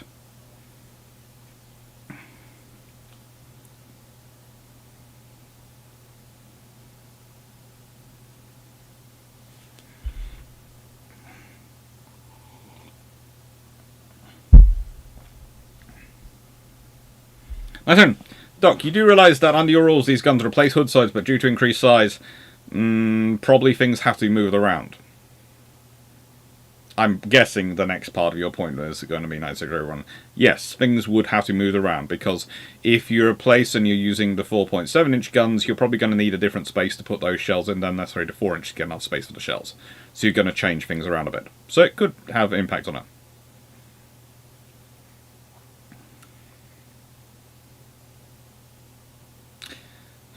Frederick Mills, the size and weight of the encoded 4.7-inch turret from the front form meant that the battle class alt armament was 4 single turrets of 4.7-inch.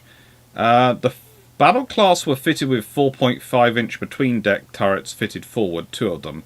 They then had a 4-inch or a 4.5-inch single fitted aft. The gun was tested out on HMS Savage, the twin turret, and the singles on Savage, an S-class war emergency destroyer.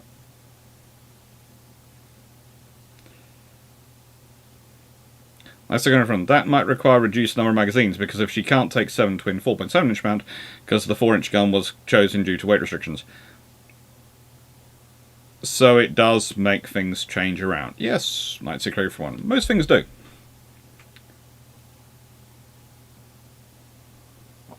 Basically, Melanie 6040, the 45 fits in better with the timeline, because when they are replacing and going with the 4.7 with the 4.7-inch, they are looking for a gun when the 5-inch program falls through in 1933-34, and they go with the 4.5-inch because they're looking to replace the 4-inch, and that looks better for that option.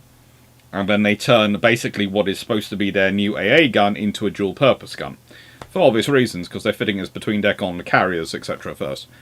And it saves weight because versus the 5.25-inch. Which is important, especially on carriers with the metacentric height and all those things going on. And that's where the 4.5-inch really story comes through.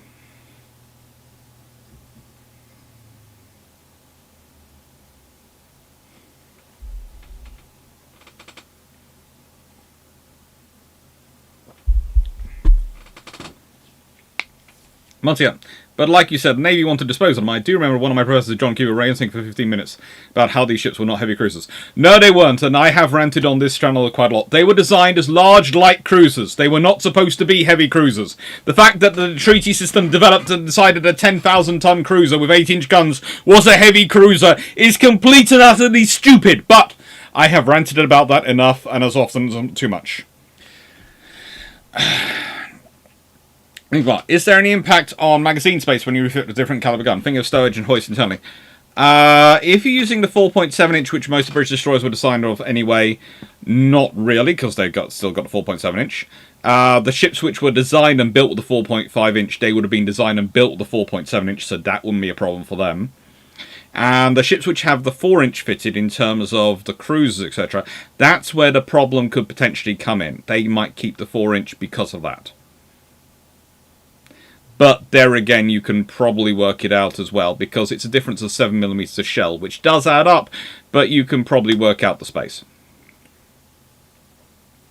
It might mean you carry slightly less rounds, but also the 4-inch you can fire slightly faster than the 4.7-inch, so it might work out for the same length of time, engagement time.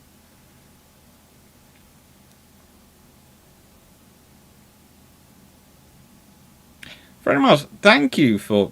In 1950, under the Korean War program, yes. But... Korean Free MDP...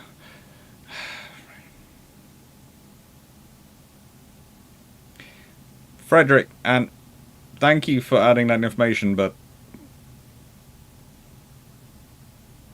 It's World War II?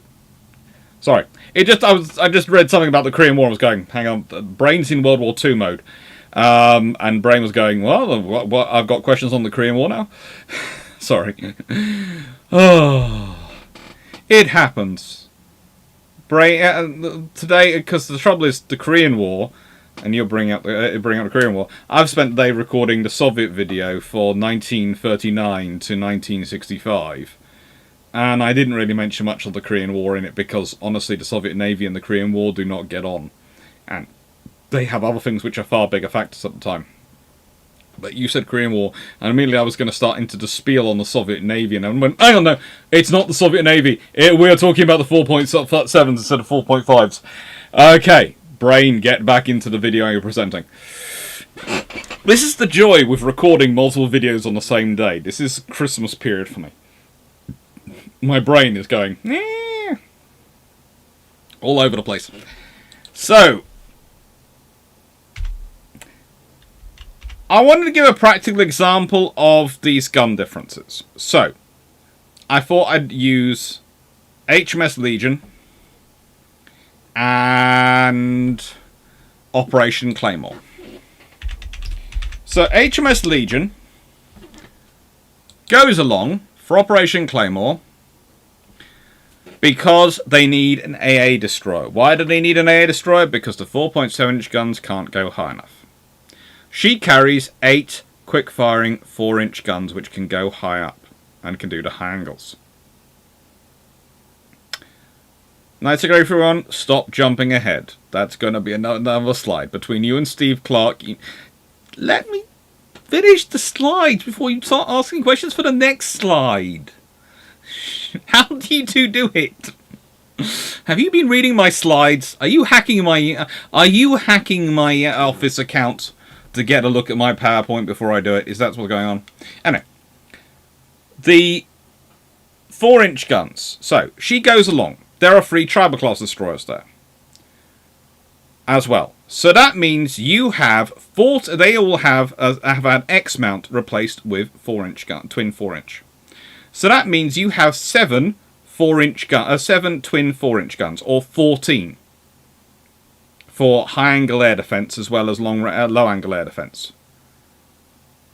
Okay, those can do both. You have got, as well as that, 9 twin 4.7-inch guns there. So we've got 18 more 4.7-inch. But let's say this is a scenario where they're all carrying 4.7-inch, which can do high angle, instead of just high angle as well as low angle. Okay. Well, then you go from having 14 guns, which can do the high angle, to 42. No, not 42, hang on. 18, 28, 32. Bass went wrong in my head. $32.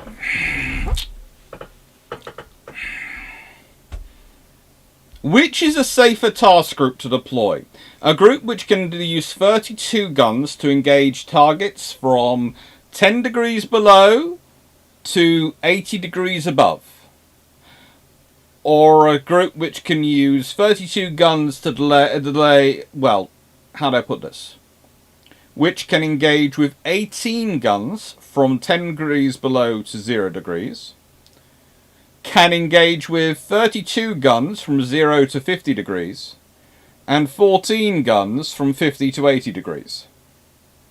Which is the group which is going to be perform better, is more secure for the operations? So this is the reality. You have got a scenario where your general purpose back pocket cruiser needs to take an AA destroyer with it as extra protection because of the gun mount you've chosen.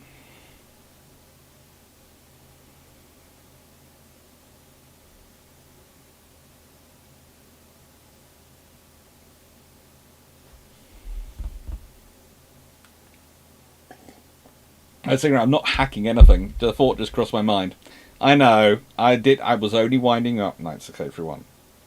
It's just the thought crossed your mind. Well, the thought crossed my mind as well, and I've got a whole slide about it. Take care, Amelia Barrow. Frederick Miles. In 1945, the Mark II Dido.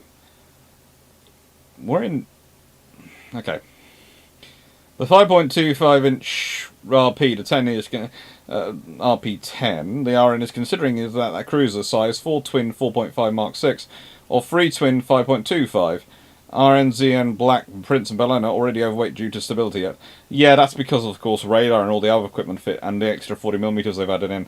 It's really put the weight up. Basically, top weight gets very problematic during wartime, especially in ships which are designed with not much of it.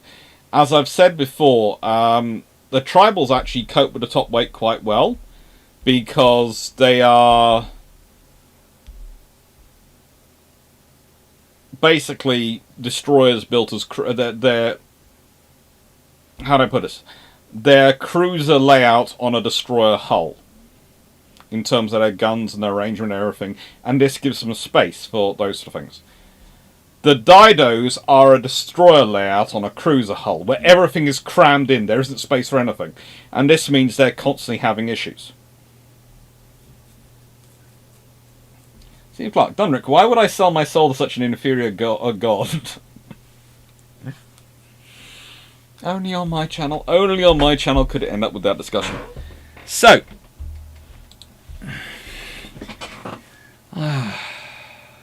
Operation Claymore. By the way, that's the billowing of the Lofoten Islands of the various fuel tanks and whale oil and fish oil factories and all sorts of things which they've taken out. So, HMS Repulse. Now, Repulse is interesting because she's of course fitted with 3 triple 4-inch guns and 6 single 4-inch guns. When in her major refit of 1933 to 36, prior to World War II. One of the reasons they do this is because, of course, the 4.5s are not yet ready. They're not yet ready. But in 1933-36, you could have had the 4.7s ready, because if you'd been developing along with them, you would have been modifying existing mount. In which case, you could well have gone, right then, I'm going to rearrange the ship and change the 3 triple 4-inch and the 6 single 4-inch for 6 twin 4.7-inch guns. So, you are technically, please note, you are technically dropping down from 15 to 12 guns. Alright, that's the first thing. You're dropping down from 15 to 12 guns. But you go from having 9 guns which can engage surface targets, because the triple 4-inches are for dealing with surface threats, and 6 guns that can deal with air threats, to dealing with having 12 guns which can deal with both, which I would say is worth it. Now, I don't think this saves Prince of Wales, and there is a reason why I'm going to say this doesn't save Prince of Wales. Because in Prince of Wales, they were sticking to the doctrine that you use your guns to break up the enemy air attacks, and the guns will break up the enemy air attacks, because they had been involved in writing the doctrine and they thought that was going to be good enough, so they were using the 5.25s for that. In Repulse, with her single 4-inch guns, she was still dodging and dancing like a ballerina. She was like a prima ballerina going, I can flip. It was like, I've described this on Build Trumps and a few other things in the past. If you've ever watched, in the UK it's called Strictly Come Dancing. But I think in the US it's called Dancing with the Stars. It's called different things elsewhere, right? My mum and sister are absolute massive fans of it.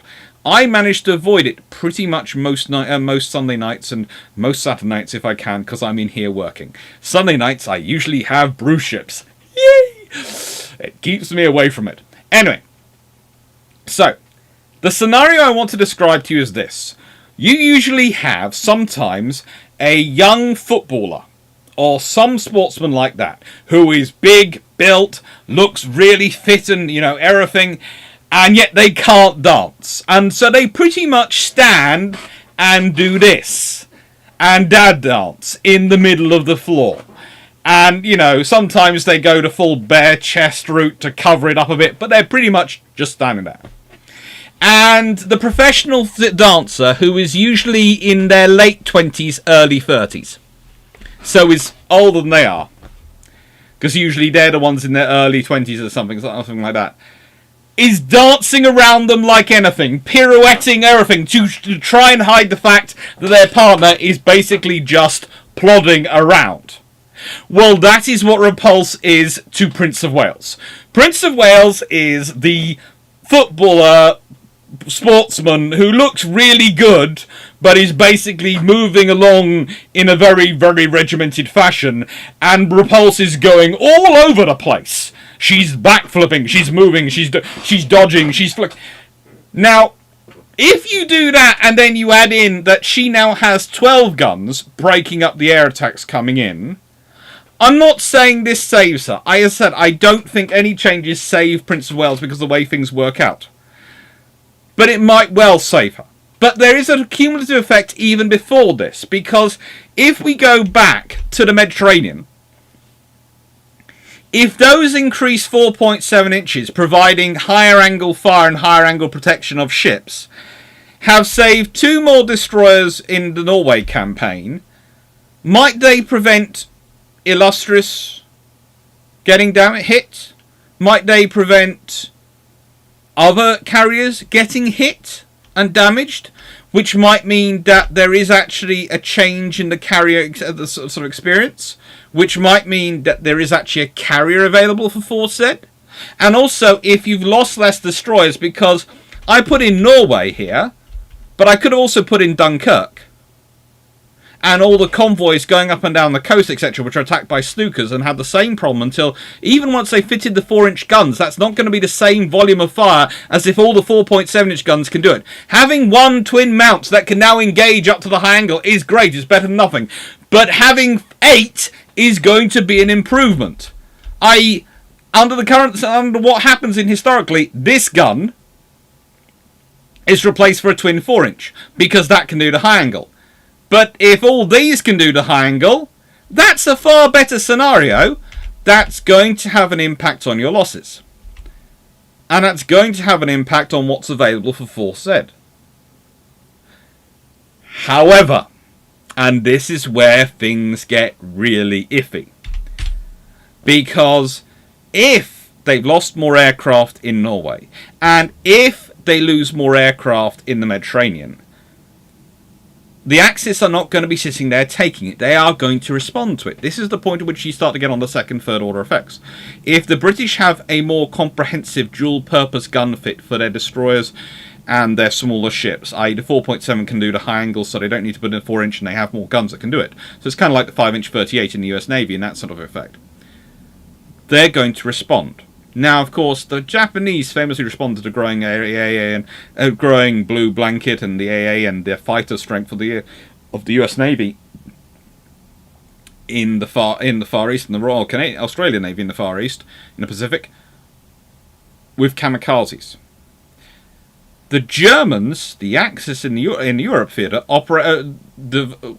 respond by developing radio-guided glide bombs, basically. They start developing early pre-missiles, to an extent. Or at least, glide bombs, we'll call them. I think they pushed these through earlier. So, this is the problem. I can tell you it's going to have an impact on 1940 and probably going to have an impact on the beginning of 1941. But, honestly, I wouldn't be surprised if mid to late 1941...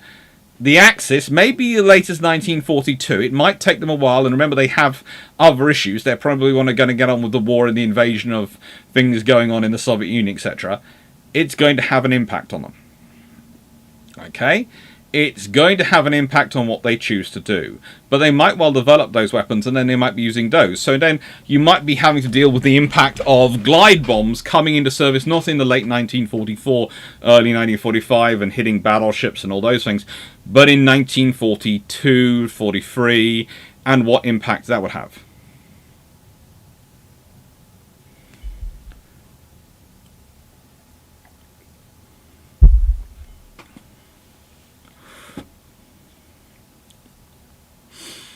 So this is the problem with doing this sort of what if. I can tell you to an extent what I think happens based on existing events, but I can't tell you how the other side is necessarily going to react to it.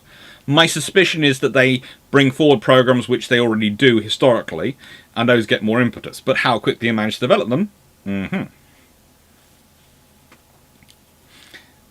Mitchell Oates, thankfully I've never watched even a single episode of Dancing the Stars. You are very lucky. I am outvoted and outnumbered every time there's a family gathering and it's on. There are just more of them than me.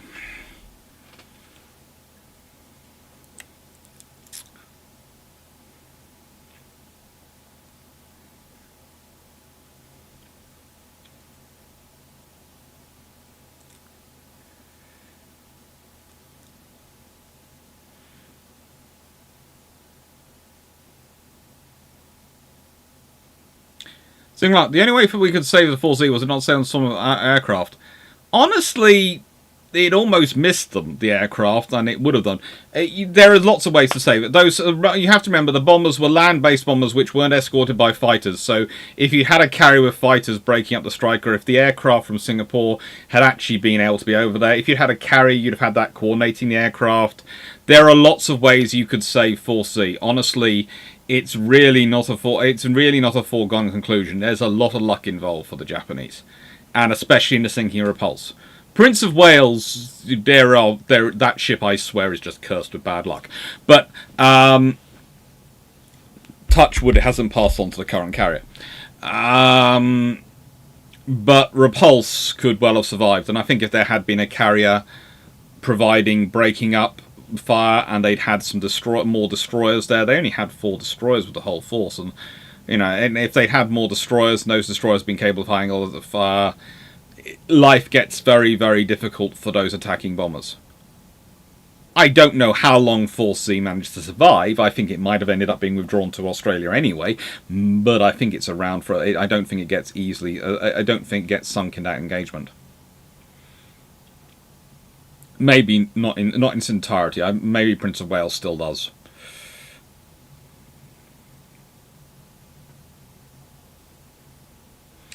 Jothong, what happened to the replacements? Handout Merchant Navy? It's scrapped. I imagine the first being more practical. They were put onto new ships. That's where they appear on. They basically, the X-mounts get taken off the tribals and get fitted onto other destroyers coming through production.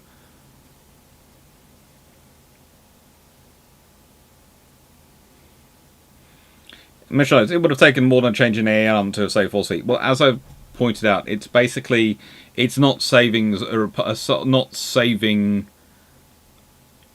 Prince of Wales, and that's an existing scenario.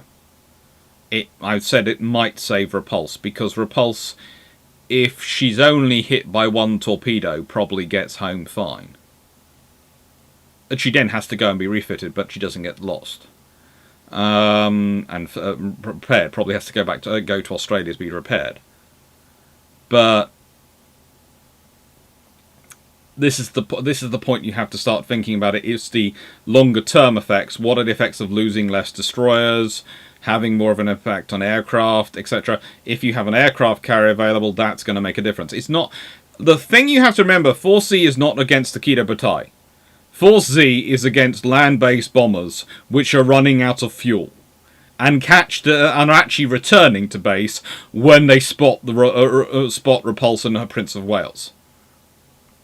So it's a very different scenario than Pearl Harbor or Midway or Coral Sea or any of that scenarios.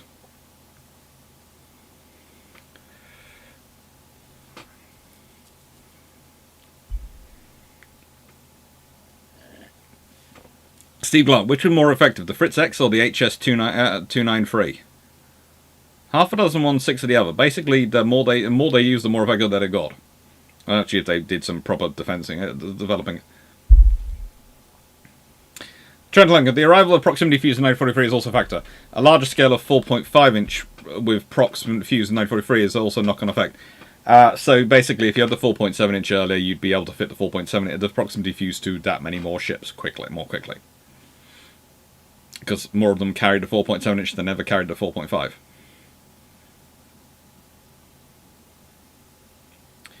New douche. Do all the carriers still get lost by the iron if they get refitted with 4.7 inch guns? Ark Royals lost because of very, very bad damage control. It's never repeated again, but the damage control... Basically, the damage control officers act like they're doing damage control on a ship, on a battleship or a cruiser, not on an aircraft carrier.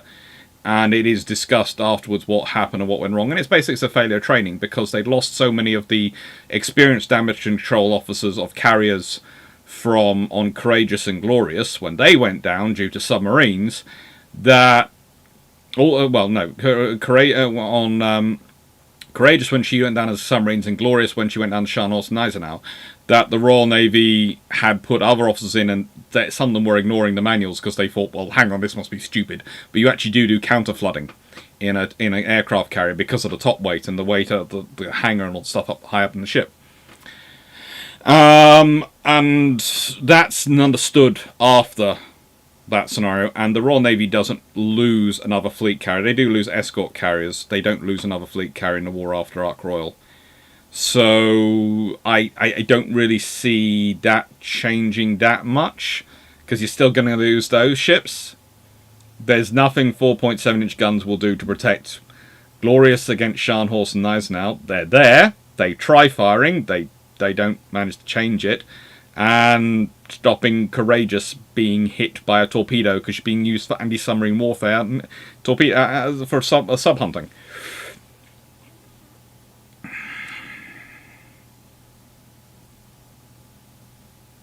I had read some of the flak from 4C had no traces present in building their attacks. Any truth in this? The pom-poms may or may not have traces. The flak fired from the 4-inch guns and the 5.2-inch guns doesn't have tracer, but it doesn't fire at the rate to which I have tracer.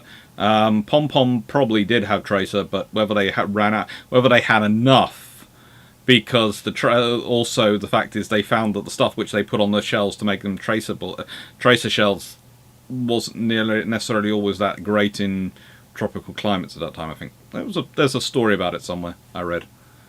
I'd have to go track it down to get all the details.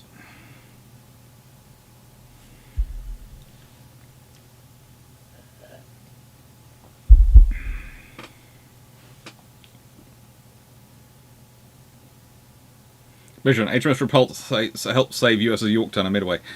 Who knows what ends up? If she survives in the nicest way, she's only been hit by one torpedo and limps into Sydney and gets repaired quickly. Who knows where she can end up being used?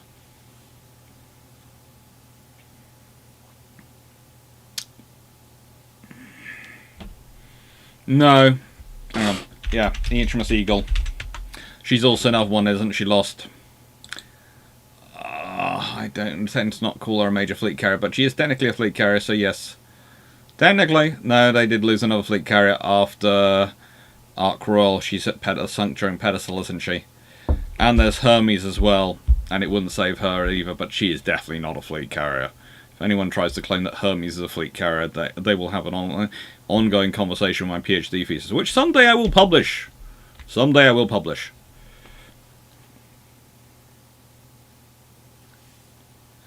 Seedless, did the Iron develop a BD pancake version of the 4-inch? They did look at it, but they decided to go to 4.5-inch. It hasn't. I don't know if an actual version was actually built or if they just designed it. I don't think I've ever seen pictures either. Don't worry, Dan. Melanie and Lynn Stewart have been doing a job in your absence.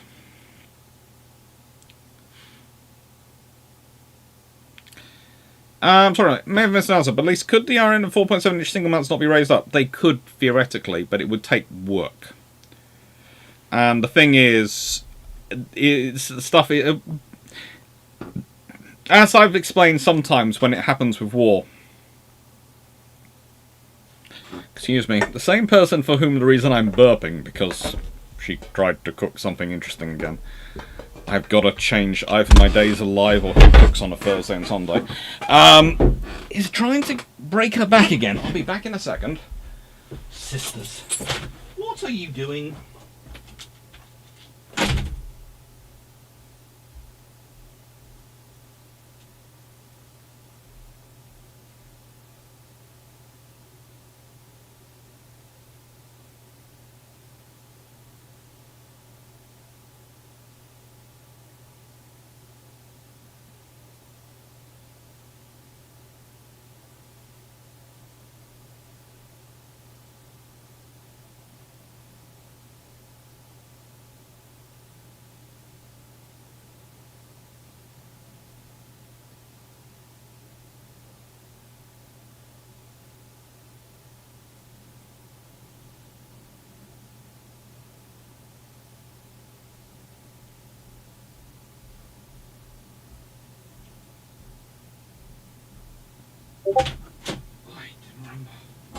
Seriously? Do you think we come from the same gene pool, but obviously do not exercise the same level of common sense? Ay, caramba. Okay, yes, it's getting cold. Yes, Christmas is coming. No, we do not start moving heavy pots around at this time of night. Sorry. Apologies for that.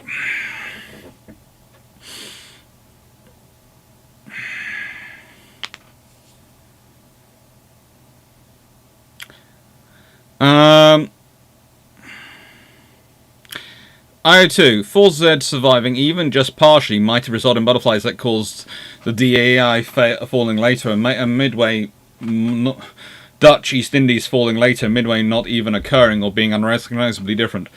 There is all sorts of options. My money is on Melanie 16. My money is on her being used if she survived. Yeah, she'd have been around. Aston Clarke supporting a USS Robin. That is a very good option. She could well have been refitted by the time Robin needs support. Alright.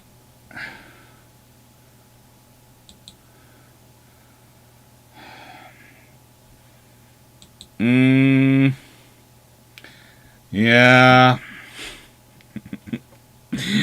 Sorry, I've just had messages come in from my admins on the Discord channel. For those who don't know, we do have a Discord channel, and basically there is someone being interesting.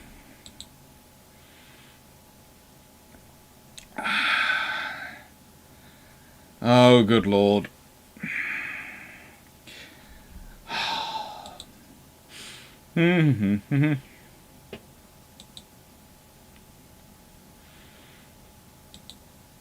I don't know. What am I gonna do? What am I going to do? I'll deal with that in a bit.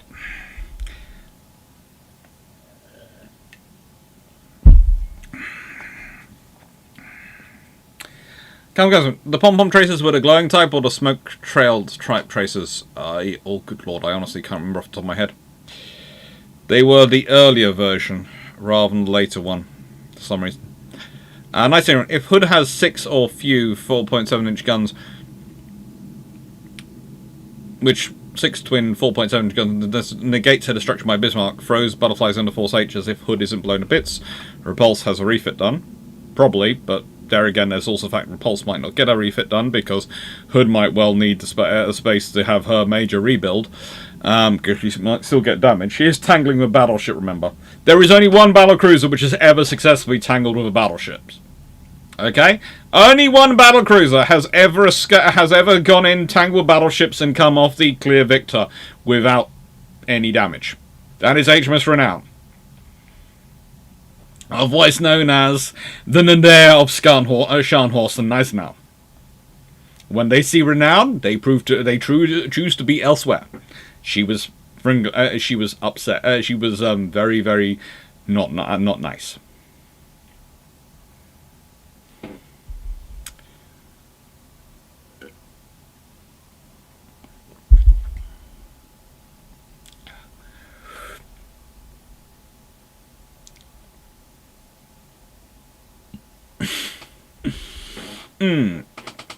Alright, Saratoga is Batman. That is Batman. Repulse, on the other hand, is the old British IHM Alfred. Oh, good lord, I could just imagine that. Code names for this operation. It's the USS Saratoga. You are now USS Batman.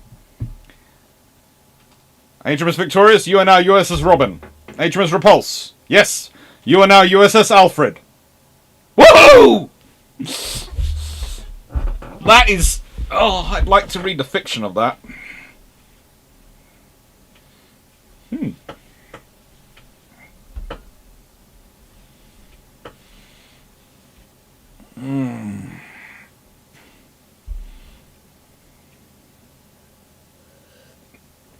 Code 5. I would join the commiserations over sisters, but mine just made me brownies. Stop rubbing it in.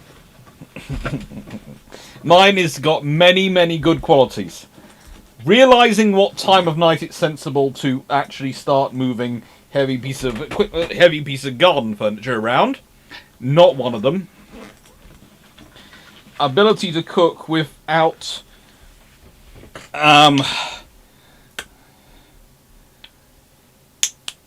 making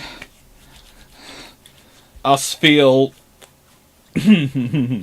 mildly affected afterwards is also not one of them. Do you douche? The Germans won against BT at Jutland, but BT had battleships under command. BT had battle cruisers, as well as the battleships, but the battleships rarely got to fight, and actually, they did quite well. And again, it was the fear of the battleships that caused BT to withdraw more than anything. In the nicest way, if BT hadn't seen the High Seas Fleet coming, he probably had carried on chasing the scouting group as hard as he could to try and correct what had happened at Dogger Bank and Dogger Bank.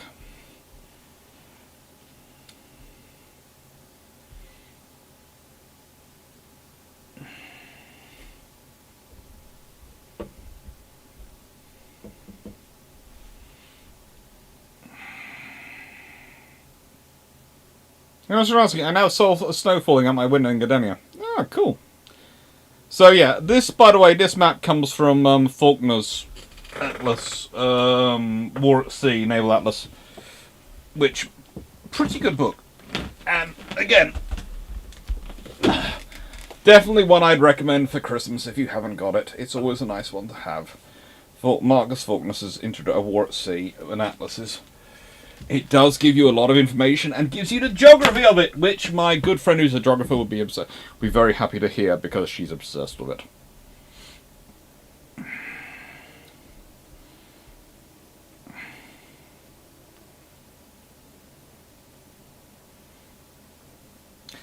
No, sorry, the Sioux Scharnhorst. The fact is, they didn't, because they didn't find Scharnhorst and Hood. They didn't find Repulse and Hood. Knights of Great one. They found Renown, so Renown became it. It's the curious fact. This is kind of like some discussions I have with some of the people over decisions made after Falklands War. There was the very real decision made by some people that all the officers who it was unfair to judge the officers to factor in the experience of fighting in Falklands War for the promotions board that year over the next years, because it could not be presumed that the officers who didn't get a chance to go wouldn't have done just as well, if not better. So therefore you couldn't factor it in. Sorry, experience does matter and would have been very helpful in higher command positions later on. And it's the same with Repulse and Hood might well have caused Scharnhorst and Gneisenau to run away if they'd been caught.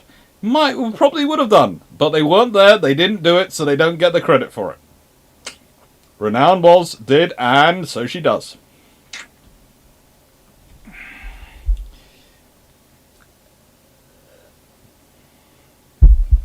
The A-class had 4.7-inch guns, so it wouldn't have changed anything. The dual it wouldn't have, as said earlier, it wouldn't have made any difference. So, did discuss that when talking about the Norway campaign and the loss of destroyers in it. There was only 2 destroyers, where you could make a case that having a proper dual-purpose 4.7-inch gun would save them.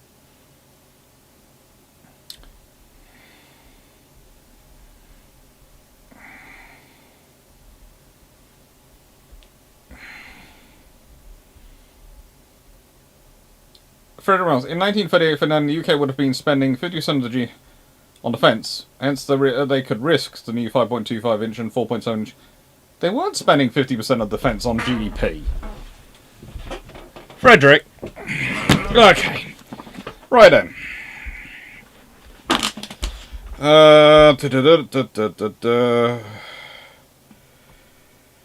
Sorry. 1938-39.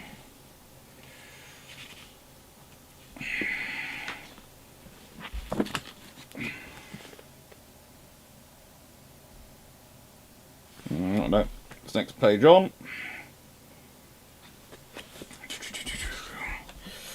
National statistics, national accounts, GDP. Where is it? That's 1945. That is. I'm looking for 1939. That's national income, not GDP. I need the GDP one. Gross domestic product. That's Ireland. National accounts. The UK GDP. Thank you. So in 1938, Britain has a GDP of 4,932 million, and public administration defence is receiving a funding of 259 million. So by my count, that is nowhere near 50%.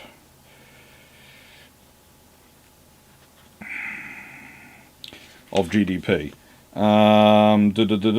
Even in 1948, and it does skip out helpfully to World War II period, but they're probably somewhere else.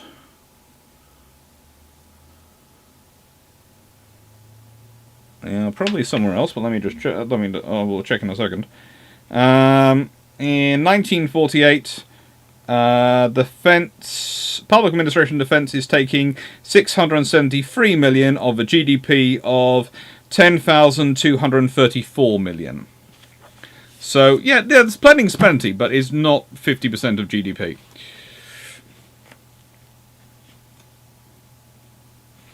And for anyone wanting to know, that's of course the British historical statistics by compiled by B.R. Mitchell on behalf of Cambridge.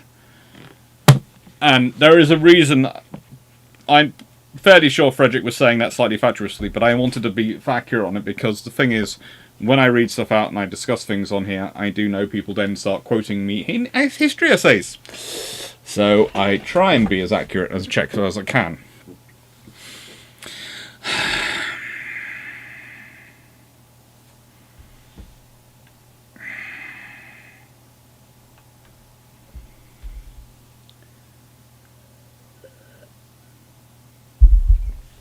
That's good. Have we covered why not use the USN 5-inch 38? Because transitioning the entire Royal Navy over to 5-inch 38 in the middle of wartime would have been an absolute nightmare of logistics and effort. And because the British are more than capable of developing their own gun, and would have actually developed their own gun if they'd actually been sensible instead of keep chasing the perfect. Basically, the British suffer from the problem of chasing the perfect. My turn. Are you putting Renown on too high a pedal? No, she's my favourite. I'm completely unbiased in every single way. It's not the fact that I have my screen is actually my screen is actually a picture of HMS Renown. I am not that obsessed with her. You know, it's not like. Let me just do this one.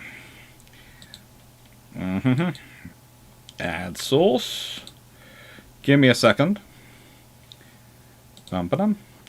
So,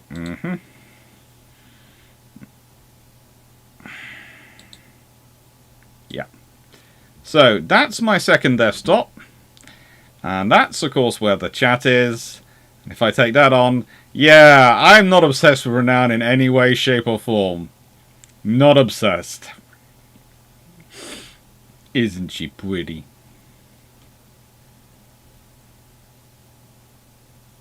Not biased towards her at all.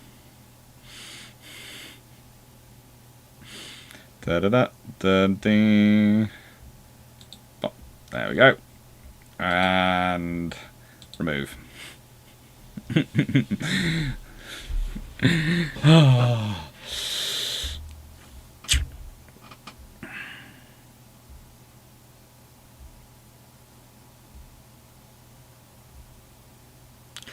Very miles. I think you're talking about the 4.5-inch enclosed, and the tribals didn't have turrets; they had mounts. Mounts take less time to build, but they don't take 10 months less to build than the 4.5.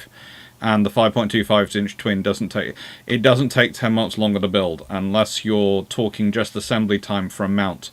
In which case, most of the components are pre-built and they're just slotted together. So yes, the mounts assembly in a factory is probably, for it to come working through, is probably about 2 to 3 days. But that's because a turret has to be built far more, whereas the mount stuff are assembled, but the mount is not a turret.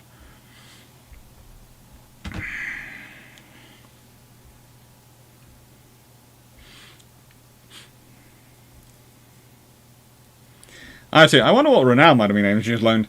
I doubt it would mean a state name, so U.S. District of Columbia would be available, which would be hilarious.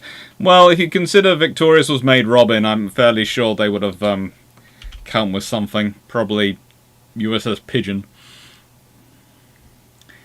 Major fun. To be honest, are you going to face Renown? Renown is the top of the Royal Navy escalation chart from Tribals, then Towns, then Renown, Nelson, or Warspite shoot at you. That is pretty true.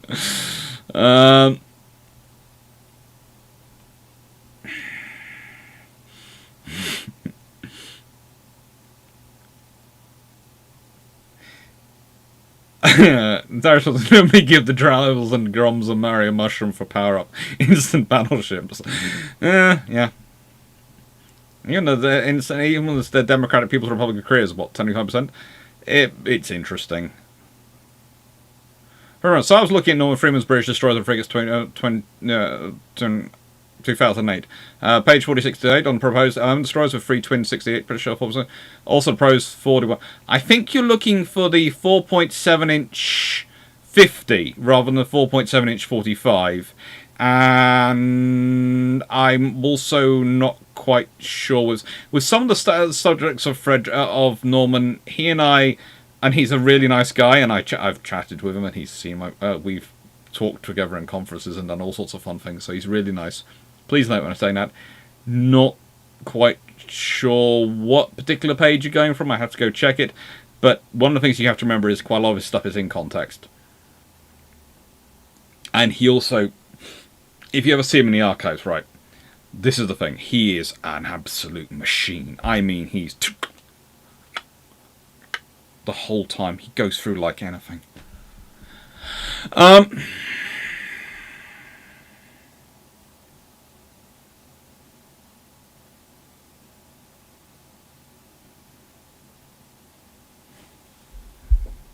It's a...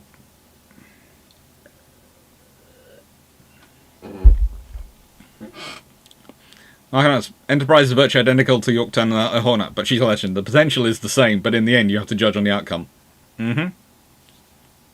Excellent. Yeah, Renown only gets the fame because she does, because she's the only survivor of Battlecruiser Squadron, as Hood on Ceremony is blown up and Repulse gets pincered by the Japanese. Hey, Renown does a few other naughty things as well.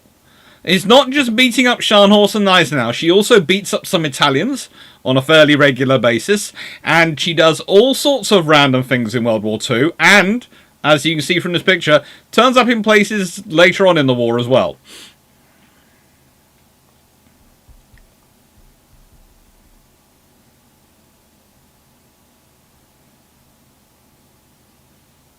I'd say that's news to Alaska, because I thought they've been a state for quite a while, haven't they? I think Alaska's been a state for a long time, as Stephen Clarke. I'm not 100% sure, but it's American. It's a portion of American history which, honestly, I cannot remember that much about.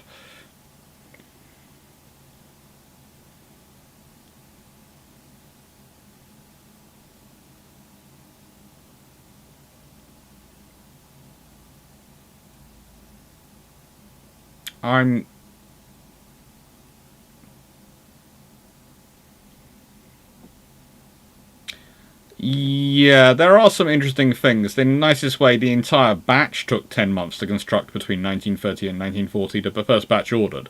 And then the subsequent batches were a lot quicker to construct a batch. But it wasn't a single turret being constructed over 10 months.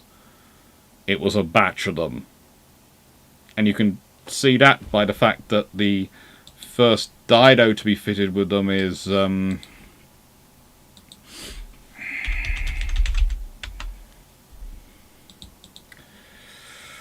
let's see, Dido gets hers fitted, well, she's launched in 1939, commissioned in 1940, so she'd got them in 1939. King George V gets hers fitted...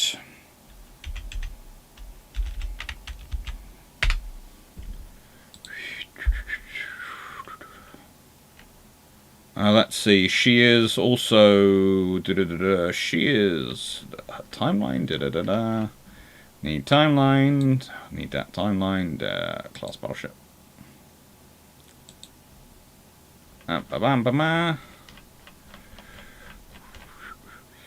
So, she is launched February 1939, commissioned October 1940.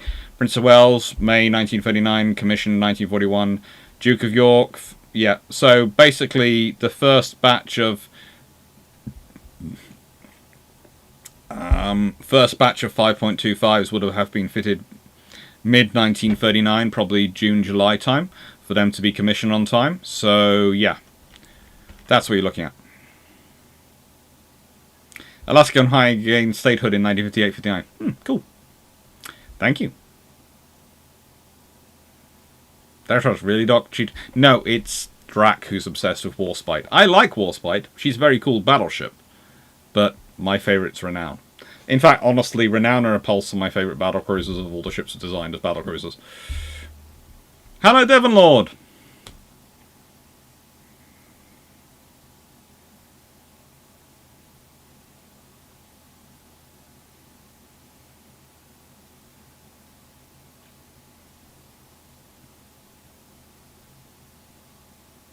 That's right. Renown and Repulse exist in Hood Shadows because she gets all the spotlight, whereas the two Renowns don't. Yeah, I covered that in the Renowns in the 60 seconds. Basically, Repulse gets a bit of a spotlight because she goes around the world with Hood. Renown doesn't. And all sorts of things. That's right. Our Archives of Serious Addiction Price historians. Oh, yeah. I'm jonesing because I haven't visited one in like 2 weeks. It's terrible. Possibly 3 weeks. It is, it's 3 weeks. Michael, it's one of the Brewster Buffaloes couldn't protect them from Japanese bombers. The Brewster Buffaloes could have protected 4C, but you have to remember 4C had been told there was no air support available. And the thing is, the messages get confused, because the air support they were supposed to be told wasn't going to be available was the bombers. So they weren't going to get bomber support and reconnaissance support, but their fighters were still sitting there available for them. But because they've been told there's no air support available, they don't want to reveal their position by sending off a signal to ask for air support. So if they had done, if those wires hadn't been crossed, the Brewster Buffaloes might have got there in time, which might have disrupted the attack, which might have saved Repulse as well. I still don't think they saved Prince of Wales. I'm sorry, I don't under that scenario, but there is that as a possibility. Have I ever visited Vampire? It's on my plan for next year. Oh, I'll take the Renowns every single time. Renown and Impulse I will take every single time over Hood. As if you're asking from a technical capability standpoint, Hood is the amazing machine, but honestly, Renown is everything I need. They're fast enough, they are cheap enough. I could have probably, if instead of building the Admirals, they had churned out 4 more Renowns, the Royal Navy would have been a very strong place in World War II. Especially if they finished off the 6th. If they'd finished off 6 R-class, 6 Queen Elizabeths, and 6 Renowns, the Royal Navy would have been a very strong place, because there's no way the Royal Navy would let themselves keep anything less than 18 ships. So they would have probably changed the Washington Treaty for that regards. And with the Nelson and Rodney, with Nelson and Rodney, they could have ended up with I don't know, 16 with 20 capital ships.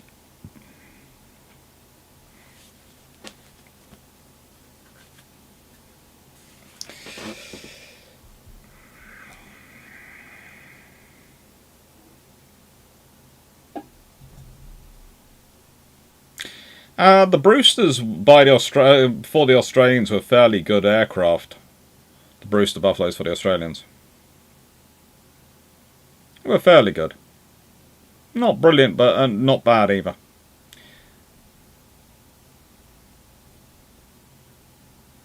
If someone hadn't held back the machine spirit, she might have well had a pop with Bismarck as well. We'd be talking about the super ship if that one happens.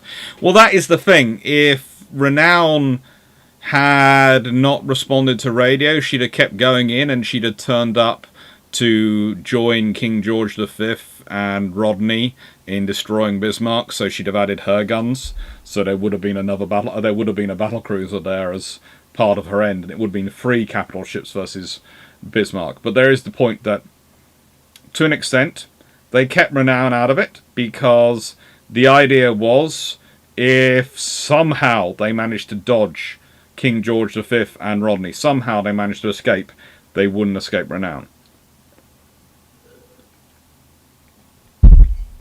And her job would have been to go fast enough to hopefully catch Bismarck in the seas in an already damaged state, but to catch her and to damage her some more so they could catch up and deliver the killing blow.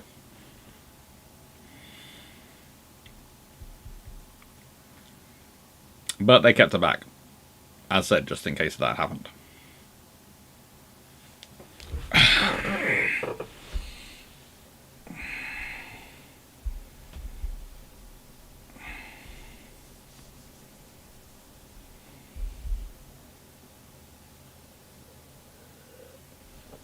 No, so you want a 666 RN? That would have been a beast. It would have been something.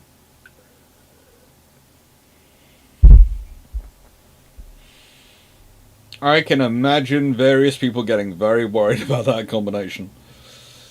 Ah.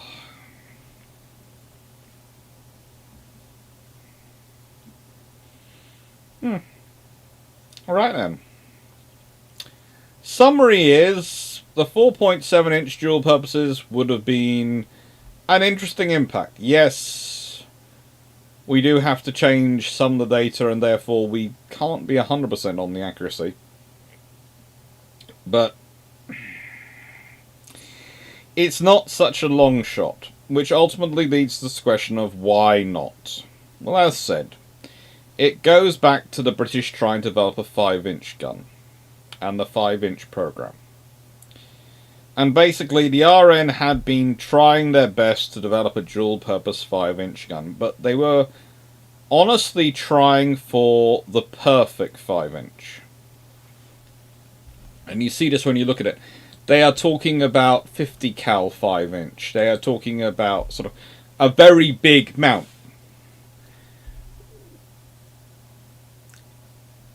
Would they have been better going with 5-inch 45? I'm not sure. 5-inch 42, maybe 5-inch 38 is what the US Navy goes with, because again, it's the size of gun, the length of, not just the length of the barrel, but the length of the breech mechanism, etc., that does affect your ability to go up at high angles.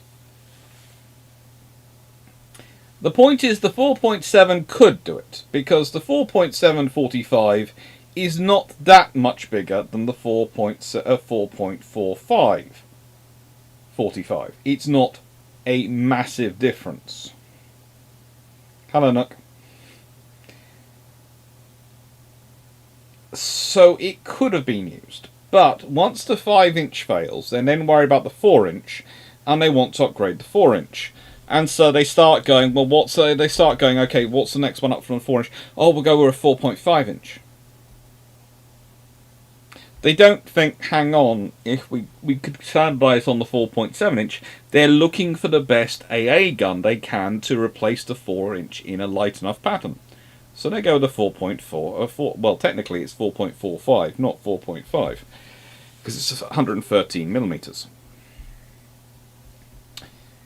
And they get into this cycle, and that's a long development cycle. And as we've discussed in many points, and very kindly, there's lots of different sources being put into the chat by Frederick as a discussion. There is lots of data about the story of the 4.45 and what happens to it and how it takes its time.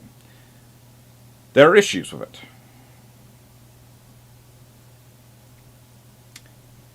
The major issue with it, it seems, in turning into an upper deck mount, and this is going to sound strange, is getting the breech mechanism right and the personnel right, and also deciding between whether you're going to be using an upper deck mount which is a turret, or an upper deck mount which is an actual mount. Okay, it's either going to be a very light thin-skinned turret, a la what you have fitted in the Daring class. It's going to be a mount kind of like what you have on the Tribals.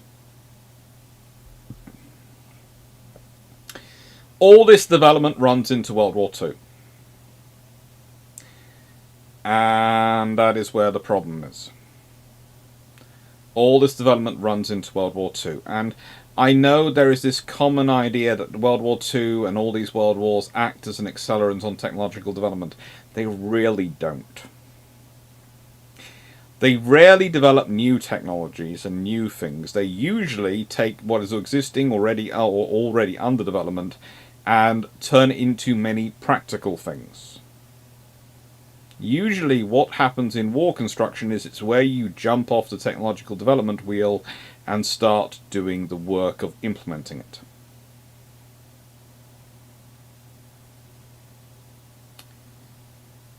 This is the world we're talking about. Now this is again another reason why when going through this it actually works, because the 4.7-inch is there along the side. It's working, it's part of it. And there are 4.7-inch guns which are available. Now there are mounts which are also available, so you'd be upgrading existing mounts rather than changing new mounts. Or creating new mounts. So you could use the money available and you could develop something fairly decent, which would work. The implications on that are cumulative, because they save, it would certainly save some ships. Maybe not many at the beginning, but maybe more later, depending on the operation. But there again, as pointed out, these changes would then have an impact on what the opponent did. Because the opponent will respond. War is never a zero-sum game. You don't do A and the opponent does nothing. Even doing nothing, even if the opponent chooses not to respond to what you've done, is doing something. It's making a decision. So every decision you take forces your opponent to take a decision. And every decision they take forces you to do a decision. Even if that decision is to do nothing about it, to not change a thing, it is still forcing you to take a decision. And that is where butterflies start to come in. Because again, decisions in these scenarios are very rarely yes or no.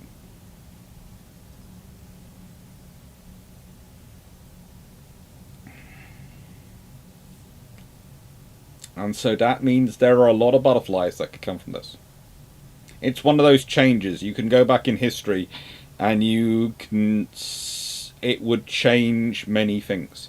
Because again, if carriers aren't as damaged by air attack, if carriers in the Mediterranean aren't if basically Illustrious and Indomitable.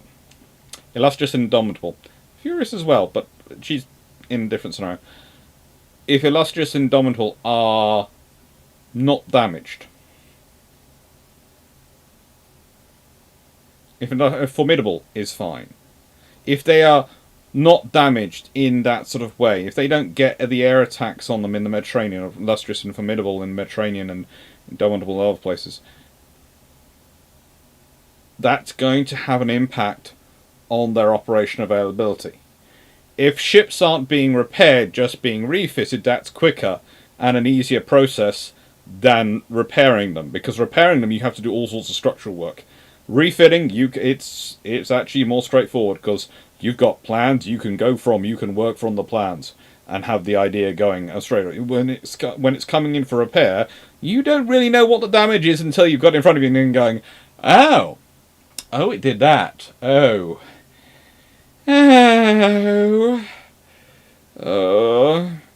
So this has a knock-on effect on availability. And if you have more carriers available when Force Z is being formed, well, the whole point about Force Z is it was supposed to have a carrier. The fact is it doesn't, it's because the Royal Navy has this many tasks carriers are needed for, and this many carriers. And Force Z, because it's not going to an active war zone at that point, is considered, we won't send a carrier because we don't have the extra carrier. But Churchill, Admiralty, everyone had wanted to send a carrier. So if one had been available, they would have done. And the reason there's carriers available in the Indian Ocean so soon after what happens to Force Z is because those carriers were the ones already assigned to be heading out to Force Z. So they would have actually, one of them might well have been with Force Z when it happened. That then has a knock-on effect for them, because if Force Z survives, maybe if they survive, Singapore doesn't fall as quickly, or it doesn't fall at all. We don't know. But that could change the effect of the war in the Dutch East Indies, because, okay, the big advantage for the Japanese then was their cruisers could outrange the Allied cruisers with their torpedoes, they could do night actions and all sorts of things with their guns, and there was a disjointed chain of command led by a Dutch admiral who didn't have the staff or the facilities to command. If you suddenly have capital ships and a carrier and a British admiral with a British staff which is all formed up and ready to assume command in the area, that fleet, the Allied force in the area gets formed up around them, and that might well change things. It's probably going to force the Japanese to have to respond by sending more force, which is going to delay the invasion of Dutch East Indies. And if the Dutch East Indies are delayed in invading, well, then you might have the Americans get a fleet over, because the Americans might hear about the intelligence of what the Japanese are doing and think, well, we can ambush this. So you might end up with an Anglo-American carrier battle group ambushing with whatever's available whatever Japanese force comes out, which could end up with a whole other battle, which could, okay, maybe it leads to ships being sunk. Maybe it doesn't. We don't know. Because we don't know what ships would have been available. We don't know what ships would have been forced. That's a whole different many butterflies along. But this is what can happen if you change very small things, apparently, at the beginning. Because of the sheer number of ships which would have been able to have this gun.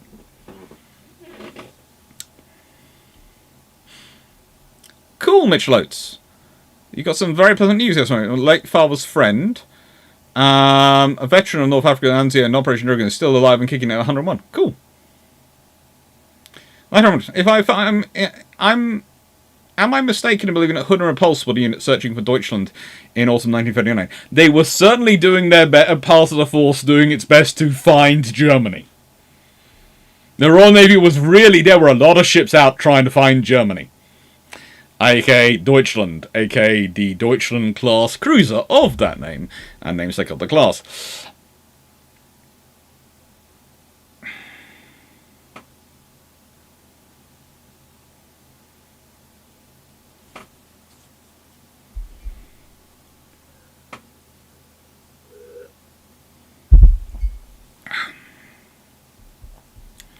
All of a sudden, well, like all human activity, is always more complex than it first seems.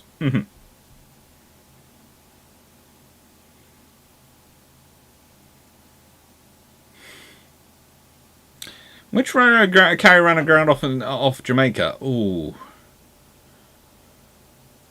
I think that was Indomitable, but I'm not 100% sure. I want to say Indomitable, but it could have been one of the others. Jamie is my usual. Whenever I want to double check what carriers were doing what on what day, I don't bother looking it up myself these days. I call Jamie. He's obsessed. He is very, very good at. He has it all memorized in his brain. I ask him, and then I go check the source to double check, just in case. But he's always right.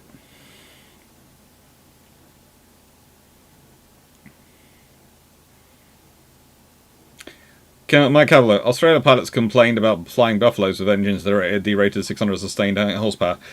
I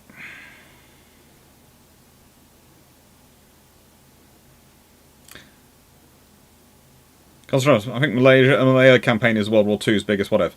It's certainly interesting. It was Indomitable. Thank you, Devonall99.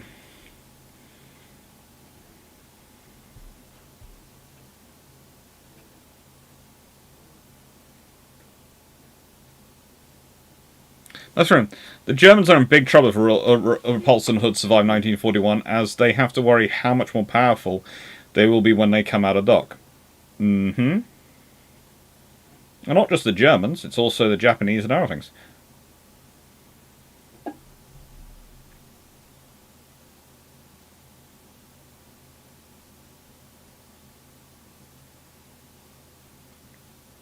Very well.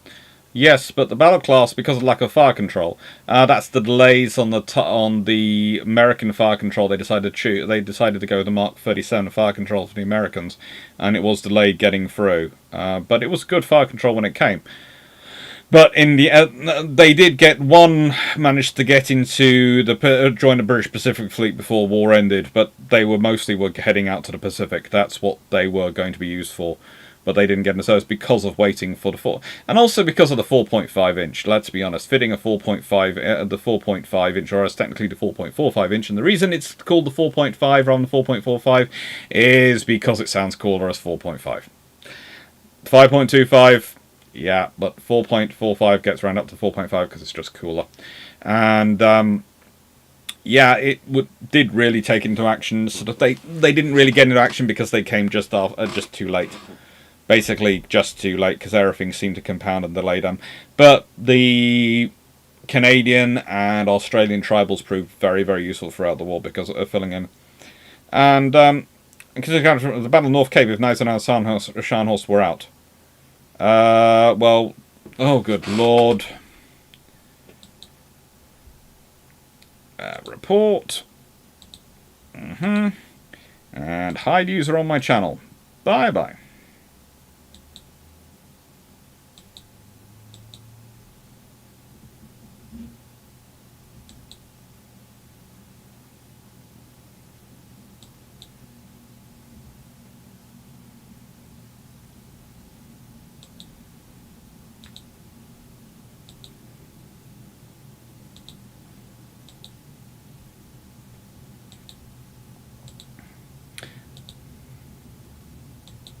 Sorry, just dealing with the pawn bots.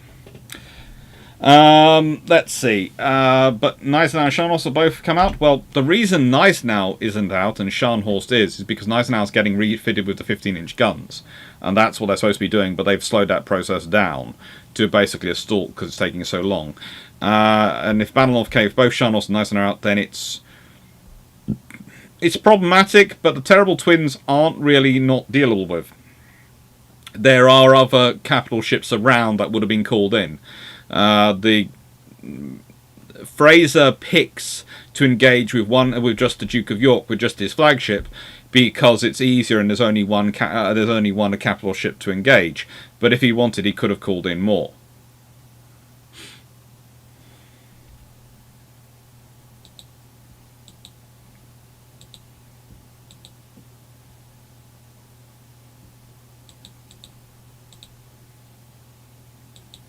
Ba-dum-ba.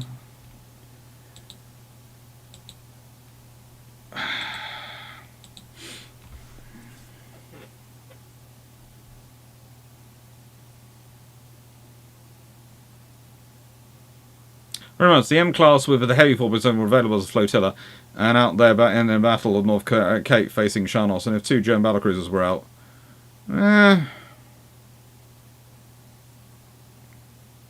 The whole thing, and again, I did the whole Battle of the North Cape in my book for the reason, because the amount of destroyers that do get involved. They have 2 tribal class destroyers sitting not far away they can call in.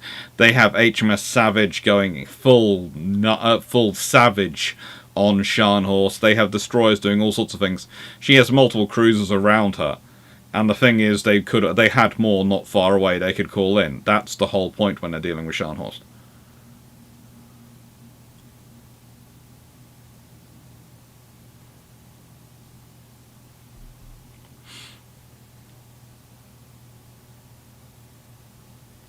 Joe 2, just imagine the grin on Judge's face if he could announce the House of the Commons that the Rendezvous managed to board and capture Deutschland.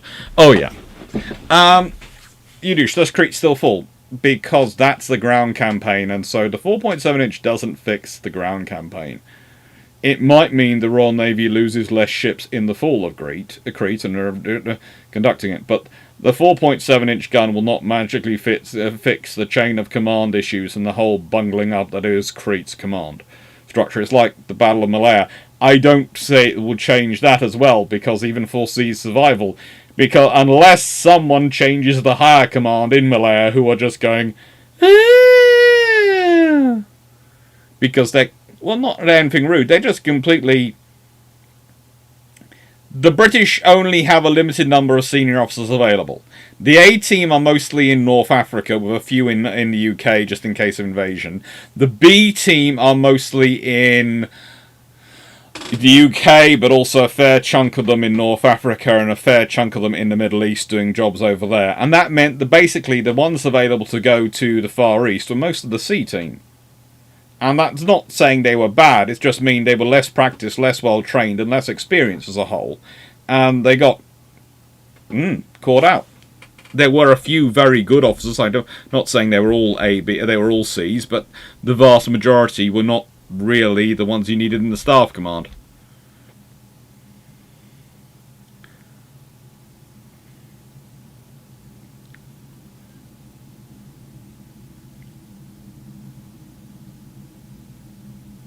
I'm not sure why the block system isn't managing to get them. I'm going to have a chat with the Nightbot.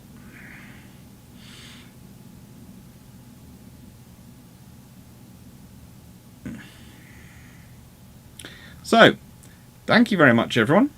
I hope you've enjoyed. I hope you found it fun. And, yeah, thank you. What have we got coming up?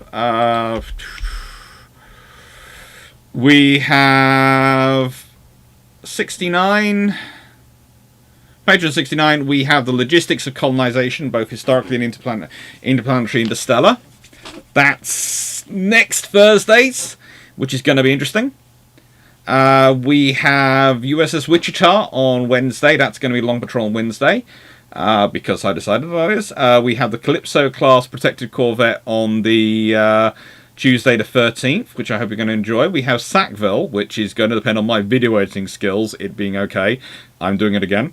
What's the difference between a turret and a mount? Turret is an enclosed system which rotates itself. The mount will tend to be, it is more of a shield system, which is attached to the deck, and tends to be rotated with a, there tends to be some sort of wheels, etc., and things going on, but basically the crew rotate it. Churchill was not a big fan of Wavell. Churchill was not a big fan of pretty much anyone who argued with him. Thank you, Paul Amos. Thornbot say, okay, community member making a joke? Nah, better hide that and wait for approval. Oh yeah, that happens.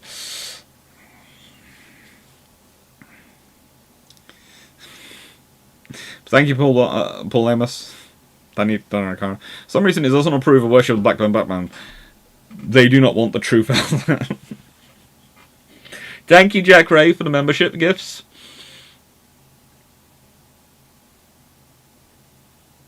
Scott, alas, no one expected the Japanese to advance as quickly as they did, as they'd essentially abandoned the logistics train to make the strategic speed they did. Which is the case. It's still one of those interesting things about Malaya is what happens if you put a battalion, where you're supposed to, should have probably fought to put a battalion, on the reservoir, and the reservoir doesn't fall. If the reservoir doesn't fall, the Japanese run out of food the next day. And that could have a very big impact on Malaya. And that was, I seem to remember doing the whole Malaya campaign. That was basically what I was talking about. If Singapore doesn't fall as quickly as it does, the Japanese run out of food. They run out of ammunition very quickly. At which point they're either forced to withdraw, or theoretically the forces in Singapore might advance against them. Theoretically. Thank you, Jack Ray. Thank you, Steve Clarke. Thank you, Devon Lord. Thank you, Mike Calera. Thank you, Tana Felica. Thank you, DG40. Albazaski. Thank you. Thank you, Just Funk. Thank you, Mark Harkness. And thank you, Carl Gambusberg. And thank you, Derek Arnower. Thank you very much, everyone. Hope you enjoyed. And thank you for my admins, which were Jack Ray, Melanie. I think I saw... there was Dan, and there was... Glyn as well. Thank you. We're all on. Thank you very much, everyone. It's very kind of you, and thank you for all your help. Hope you enjoyed, and hope you found it interesting.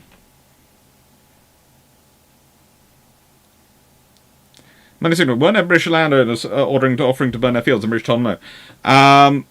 The governor told them no. The British military, when they heard about it, went yes, but it was too late. Thank you, Dope Squad. Thank you, Good85. Thank you very much, everyone. The governor of Malaya was an interesting character. He was basically obsessed with maintaining the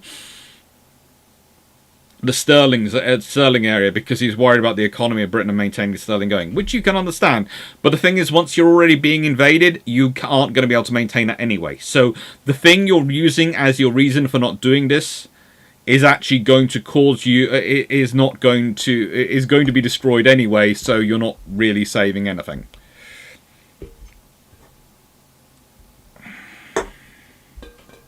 And that's the one. Why is it always the last can I check which actually has liquid in it? Thank you very much, everyone. Thank you. Take care, and good night. See you on Sunday with our brew ships. Toodles.